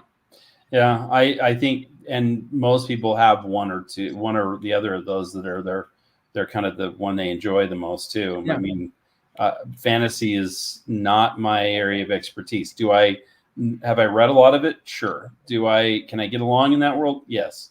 Do I know enough of it to really speak to it? Probably not, Yeah. And so, in that case, I hope I get a good synopsis. I hope I have a good understanding, read what I can, don't read the ending first. Yeah. But that's an important point we just said right there for anybody listening who is going to do an interview. Make sure there is a good synopsis that the host can get an idea what it is, and they're not going into it just totally, oblivious of what you're talking about. So it's got to be something that's good that they can then think with it, so they can actually ask a question and you can talk about it and have a conversation. Well, you should, John, just to sort of dovetail on that, I would say that for most people that are preparing to go for an interview, you should go out of your way to make that interview as easy as possible for that interviewer. Like, give them everything, give them the questions you want answered. If you think for even one moment that Jimmy Kimmel is, that is unscripted in the sense of, they don't have a script, but do they have a plan?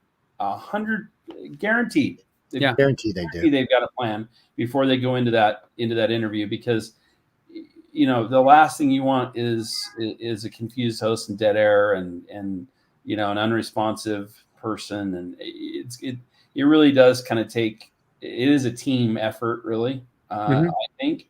I will tell you, as I've said many times, though, I never pre-interview anyone, and I'm going to stick with that. I'm never going to. But will I have an outline of how I plan to manage it? Yes, absolutely. Would that outline be better if I had the data I need from that person beforehand? Yes. Do I want to sit down and go over with them a plan? No. So there's this kind of balance, right, of like journalism and the integrity of that and the opportunity, and of course that kind of varies with the type of show you're doing. If it's if it is a talk show, that's a little bit of a different ballgame. But in general, I would like to have something to help. So yeah, that's definitely, for anybody that's thinking about like what this next interview they're going to have, give them what you want them to have. Give them what they need. It's going to be your best bet. Absolutely. What's that, Raymond? Flash Gordon invented the laser? Yeah. Is that the one? Maybe. Okay. I know. Wait, stop. There was one that aired in 1936, I think. And then I think the series started again in 1954. And again, it started later on. Oh no, my favorite one's the campy one. Oh yeah. The movie, that's my favorite because it's just campy. I love the movie. Plus the empress or whatever she is, the daughter, she is just ungodly hot. Yeah. No, and it was a music Queen. You've got Queen. Yeah, it's Queen playing the music. It's just all around. I say it's campy, but it's fun. I enjoy watching it. My wife's like, "Turn it off, please," but I love it. And it's just that's well, like in the TV series where they had the rocket on the guy wire and the sparkler. Sparkler was the thing, and they were pulling it along. I can't remember the old guy's name who said that's where he got the idea from the laser from. And I was like, really? I said, but I've heard many scientists talk about different things that they've gotten ideas from science fiction. That doesn't surprise me, because one thing I've learned about science a long time ago is scientists are very intelligent, very brilliant, but imaginations are not quite the same as someone in sci-fi. So you take their experience and their little lack of imagination along with somebody with serious imagination, and you get a good product out of it. Well, guys, where do you think the flying car come from? From George Jetson. That's where it came from. Right? Exactly. That's right. That's where the flying car came from. Oh, you don't have to believe One me. day I will have it. That's right. That's what I'm saying. I'll be out there. You see, and as I get older, I'll be glad that we self-driving. I'll say, car, take me here. Car, take me there. Car, take me here. Oh, no, I'm not driving no Tesla right now that tells you where to go now. I'm not quite that brave yet. At some point you won't have a choice, Joe. That's true. That's That the is funny true. part. People don't understand this. They think that they're going to be driving their cars forever. No, you're not. Enjoy it while you can, because it's right, going to come to an end in about within 50 years. Yeah, you might be right. It might be 20 years. Yeah. It'll be within 20 to 50 years. You won't be driving any of your cars. Probably won't be driving anything with gas in them either.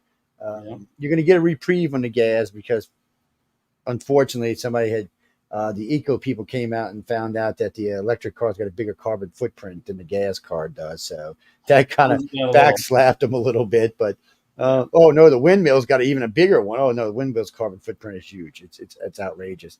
And plus, they're not the most productive thing either. But give it time. It's like everything in our world. Remember the calculator? The first calculator was like this. You can't even see. It was like this, and it was $5,000. Today, it's like this tall and this skinny, and it works on. Well, we started with light in your house. Yeah, you don't even have to have a battery in the damn thing anymore. So things change. It's like the first cell phone I ever got to use was actually in a car, and it was a phone like a princess phone from your house, but it was in the guy's car. It was mounted to the side, had some big whopping antenna in the back of it and all, and it was a cell phone. Yes, God knows how much it cost a minute back then. But today, cell phones are. They're really thin, and this one's a little bit bigger because I got this one intentionally because I wanted to use it for some things. But like this one right here, you can see it's razor thin. Oh yeah, it's they're just tiny. They don't have much weight to them. They're great. You can call anywhere in the world. Bruce, I do have a sat phone. Yes, I do. I don't use it often because it's kind of expensive, but I do have a sat phone. Well, because sat phone, you can make a phone call from anywhere in the world. Yes, you can be in the Arctic and make it. Yeah, you can be in his backyard too when he's in the swamps there, and you can make a call. Right, and in some places in the swamp, like I was in Arkansas not too long ago, coming back, and we lost all service, and we were in the deep woods, and there's no cell service there at all. So I said, and I was using the GPS at the time. I was like, "Oh shucks, this is not a good thing."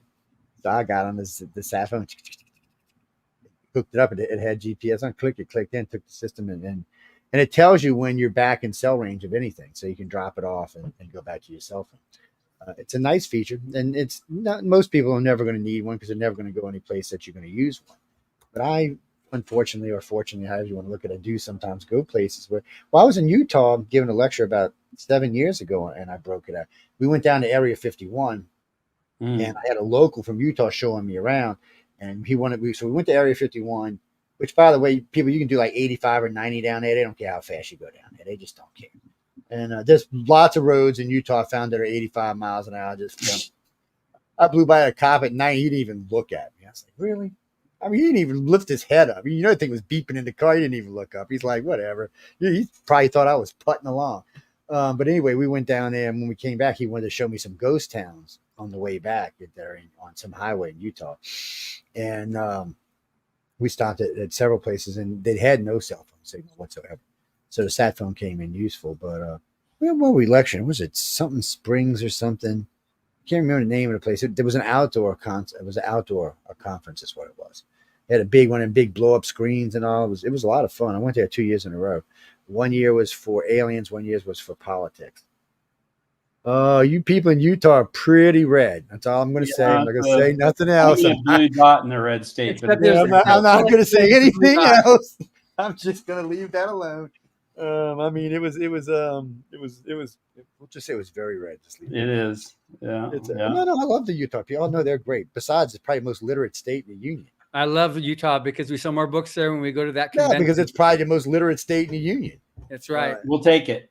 per capita, I guarantee you, there's more readers there per capita than anywhere else in our country. Yeah. On behalf of Utahns, we accept. Thank you. Yes, good. And there's a lot of good sci-fi comes out of YouTube. No, I think when you look at Battlestar Galactica and so many other great things that have come from here, I'm proud of it. It's a good state. It's great. It's a good state. It's a lot of fun. Yeah, it's a beautiful place. We can't hold politics against them. We can just say, hey, it's a lot of fun. Yeah. Which was your favorite Battlestar Galactica? Ooh, you gotta be touchy here now. I love the original. Lorne Green. Well, the original was fun. But I got to tell you, I both Adamas are pretty terrific, right? They are pretty good. I got the good fortune of interviewing both of them. Oh, did you? That's nice. Crazy, right? So I don't know. I can't even put a. It's a tough one. It's a tough. I love Lorne Green because I was also a big fan of Bonanza, where he was before that. He was. Yeah. Well, the biggest bitch I get about the newer one is they didn't like the way they didn't. Starbuck in the original series was just an insane person doing all kind of crazy shit. The new one, well, first off, she was a woman, which was a great actress, by the way. She's also a Mandalorian, and she did a good job, I thought. But for some reason, they just weren't as accepting of her as they should have been. Now, what's his face who played the bad guy? What's his name? Gaius. He did a good job. Yeah, I didn't find anything wrong with his job it whatsoever. was for a while they're considered the #1 miniseries of all time, and it was doing good. It was like it still remains pretty high. Well, they got a new one coming out. They got another one coming out, I should say. Really? Yes, I seen it not too long ago. I was like, yeah, but anytime I see those kind of things on any of the platforms, I just wonder how long it's going to actually be.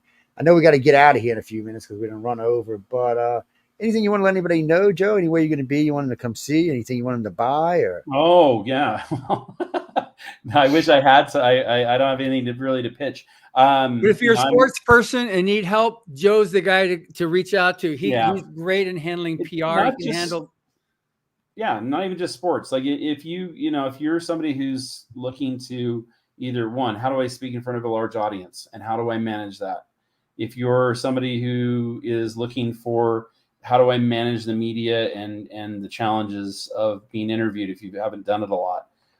If you do get into trouble and now I need to figure out a way to spin this, you better call me soon. That's call me right now, right? Because the more time that goes, the harder that is to fix. If we do it right then, you can there's no such thing as bad press. We've said that. That's a true statement. You definitely can figure out a way to make it work for yourself typically. And there's, in this world, we give people a second chance. It does happen. So I think if I were to say the one thing that I can offer to people, it's that opportunity. So you can go to Watch Joe Davis on half a dozen different mediums there. So on Facebook, it's at Watch Joe Davis. Same with Instagram, and can find what I'm up to and where I'm at and how I can help you. So that's probably the best way to keep in touch and see what's going on in my world. Awesome.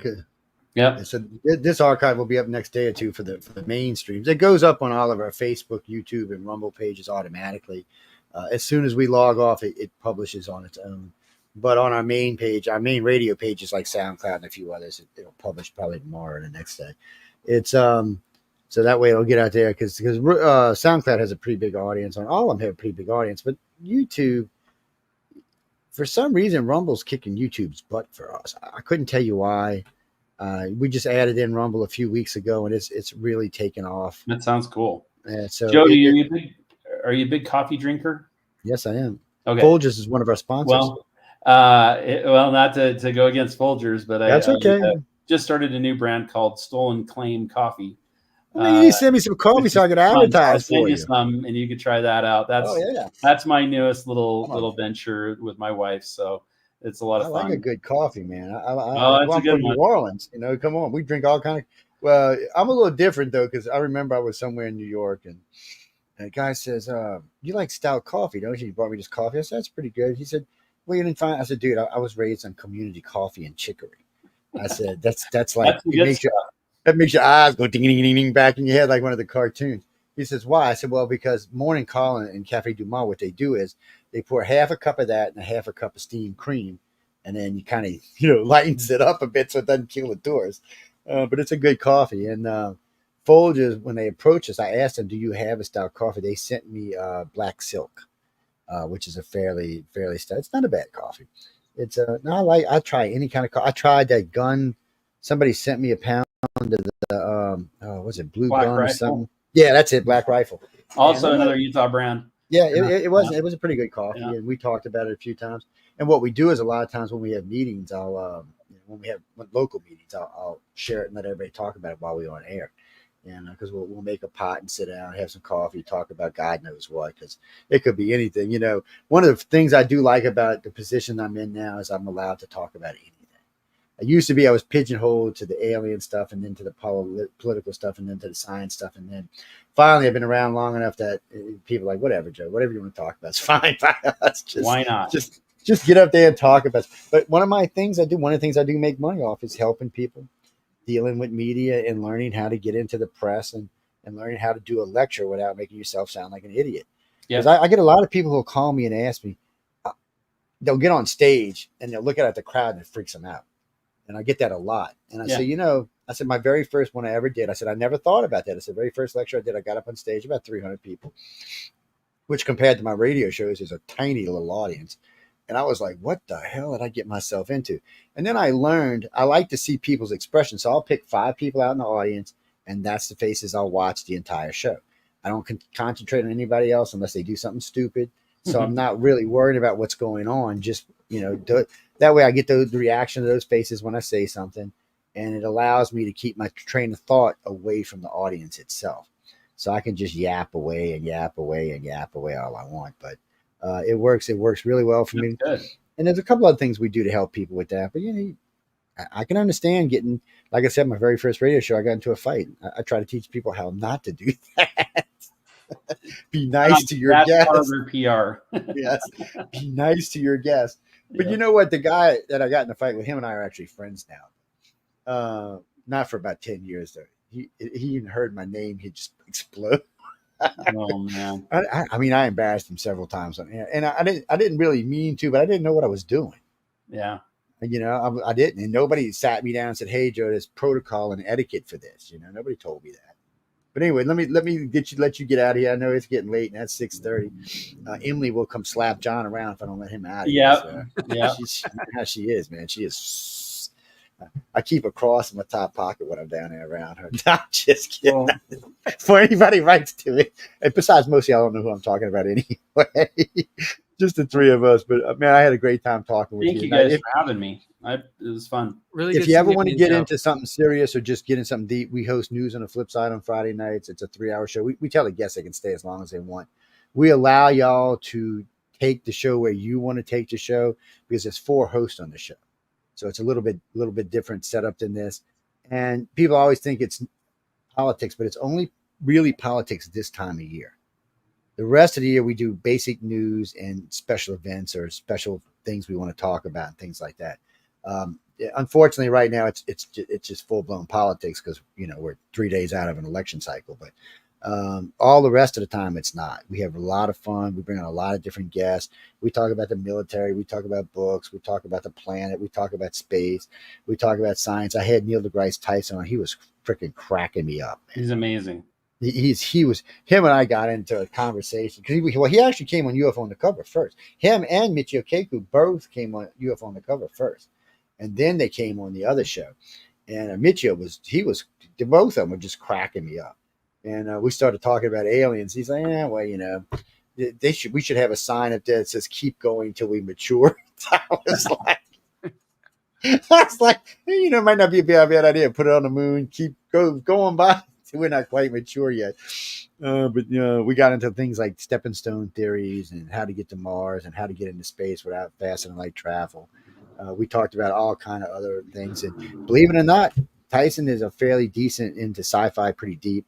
Actually, Michio's is got some roots in sci-fi as well. So talking to him was kind of fun to hear him. They definitely got their own views on where the world should be. And Neil ventured a little bit into politics. He didn't want to get into Mitchell wasn't going there at all, but he went a little bit into it. I said, well, you're from New York. I know you're a Bluebie. And I said, you can talk about whatever you want. And I said, I just, I know you're famous and I don't want you to get yourself in trouble with your audience. I said, because, our audience, which that particular show is about 3.5 million. I said, we got a lot of both here. We got liberals and conservatives. I said, so I don't want you to, get you pigeonhole yourself in because of something you said. He said, oh, no, I'm not going to say nothing like that. And he was something, I can't remember what it was. It was just something he wanted to get off his chest about something that was going on. But he was a lot of fun. One thing that he loves that I definitely want to talk about sometime, Joe. Let's I'd definitely love to join you over there. Oh, yeah. Sometime to talk about simulation theory. I'm a big believer. Oh, that's a good one to talk about. Oh, yeah. Anyway. And one of our hosts who's on the show, his dad was in he was hell, I forgot what you call him. I don't want to call him a secret agent because that's not what he was. He was kind of a secret agent, but they were into developing new things to help us expand that wasn't allowed to be talked about when he was alive. But now things have changed. His son knows a lot about it, so we talk about a lot of this stuff. And but all that's great stuff. I'll look forward to that. I'll get Carmen to get in touch with you. That'll be great. I'm gonna get you on news as soon as the political cycle's over with. So I tell everybody, give us a week after the political cycle, because I'm sure whatever wins, there's going to be a lot of fallout. It's going to be a little while. Yeah. So I tell everybody, just let us get through that, and then because I go back, I get so angry sometimes. I'm like, really? Well, you're an idiot, and she's an idiot. Everybody around y'all are idiots. But you know what? I will say this before we leave. I did read this article yesterday from one of AOC's people that she hangs out with. They want to deport Elon Musk. I'm like, wait, excuse me? I said, you got all these illegals in my country. You want to kick out the only guy that's actually doing something? I'm like, whoa, wait a minute. That one took me off guard. That one I had to go say something about. But I mean, this is the guy that's. I don't know about deporting him, but maybe we, I don't know. Maybe we need to calm him down a little bit. But I mean, he launched more rockets last year. He launched more rockets last year than anybody did for the last decade. So I'm like, come on, just leave the guy alone. You got Starlink up there. He's going to Mars. Just, as long as you don't do nothing stupid, leave him alone. He gets to say what he wants, like we said. And somebody said, well, he's here illegally. I said, yeah, well, there's like 20 million illegals in the country, and you're going to pick on the guy to actually making a difference. I said, nah, I don't think so. But other than that, he is crazy, though. I would have never thought in a million years. I think you have to be a little. Yeah, but I would have never thought in a million years he would have been that hardcore as a conservative, because he was a Democrat. Yeah, and I was just surprised to see. Well, he saw what was happening in California. Yeah, I think the thing that pushed him over the edge was where you've got now, if a kid, a child decides they want to change their sex, that the teachers can't stop them and they can't tell the parents. That's a law now in California, and if the parent has an issue with it, they can take the kid away from the parents. I mean, that's 1984. And so that's what pushed him over the edge. Time for a new party. Maybe that's what it is. Yeah. We need a centralist party so all the middle people could get in one party. Yeah. Anyways, I don't know. That's insanity. That's California. So that's what he decided. I'm leaving. Yes, well, I'm not going to hate on a guy because he is the richest man on the planet. I just want to go to space, so can he do that? That's well, that's what he's trying to do. That's what he's trying to do. Well, it's funny you said that because about 4 years ago I joined. I got a jet because get out of here. I'm gonna get sent there next. So anyway, going out here. It was a great night. Thank you, man. Seeing you, Joe.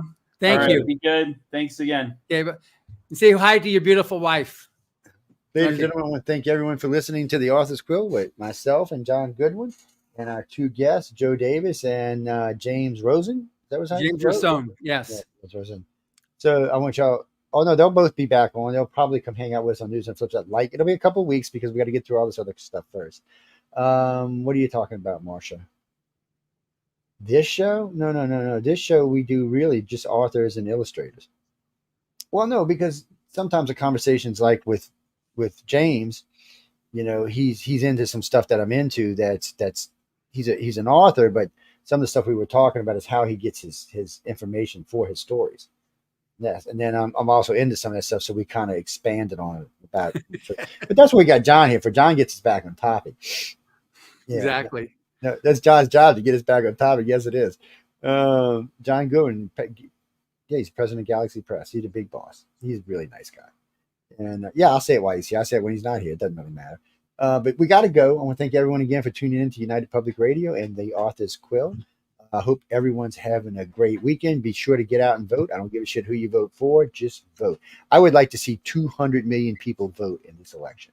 I really would. I'd like to see a record broken for our country. Well, because I want to see whoever wins. I want to know that they won legitimately. That there was overwhelming, support for this individual. Like again, Christopher, I don't care who you vote. You can vote for whoever it is. What's her name? Something Stein. I don't care.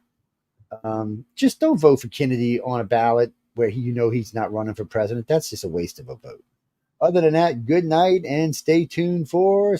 I was going to say Spaced Out Radio. I'm sorry, for the Gray Zone. See y'all Monday. Good night, everybody.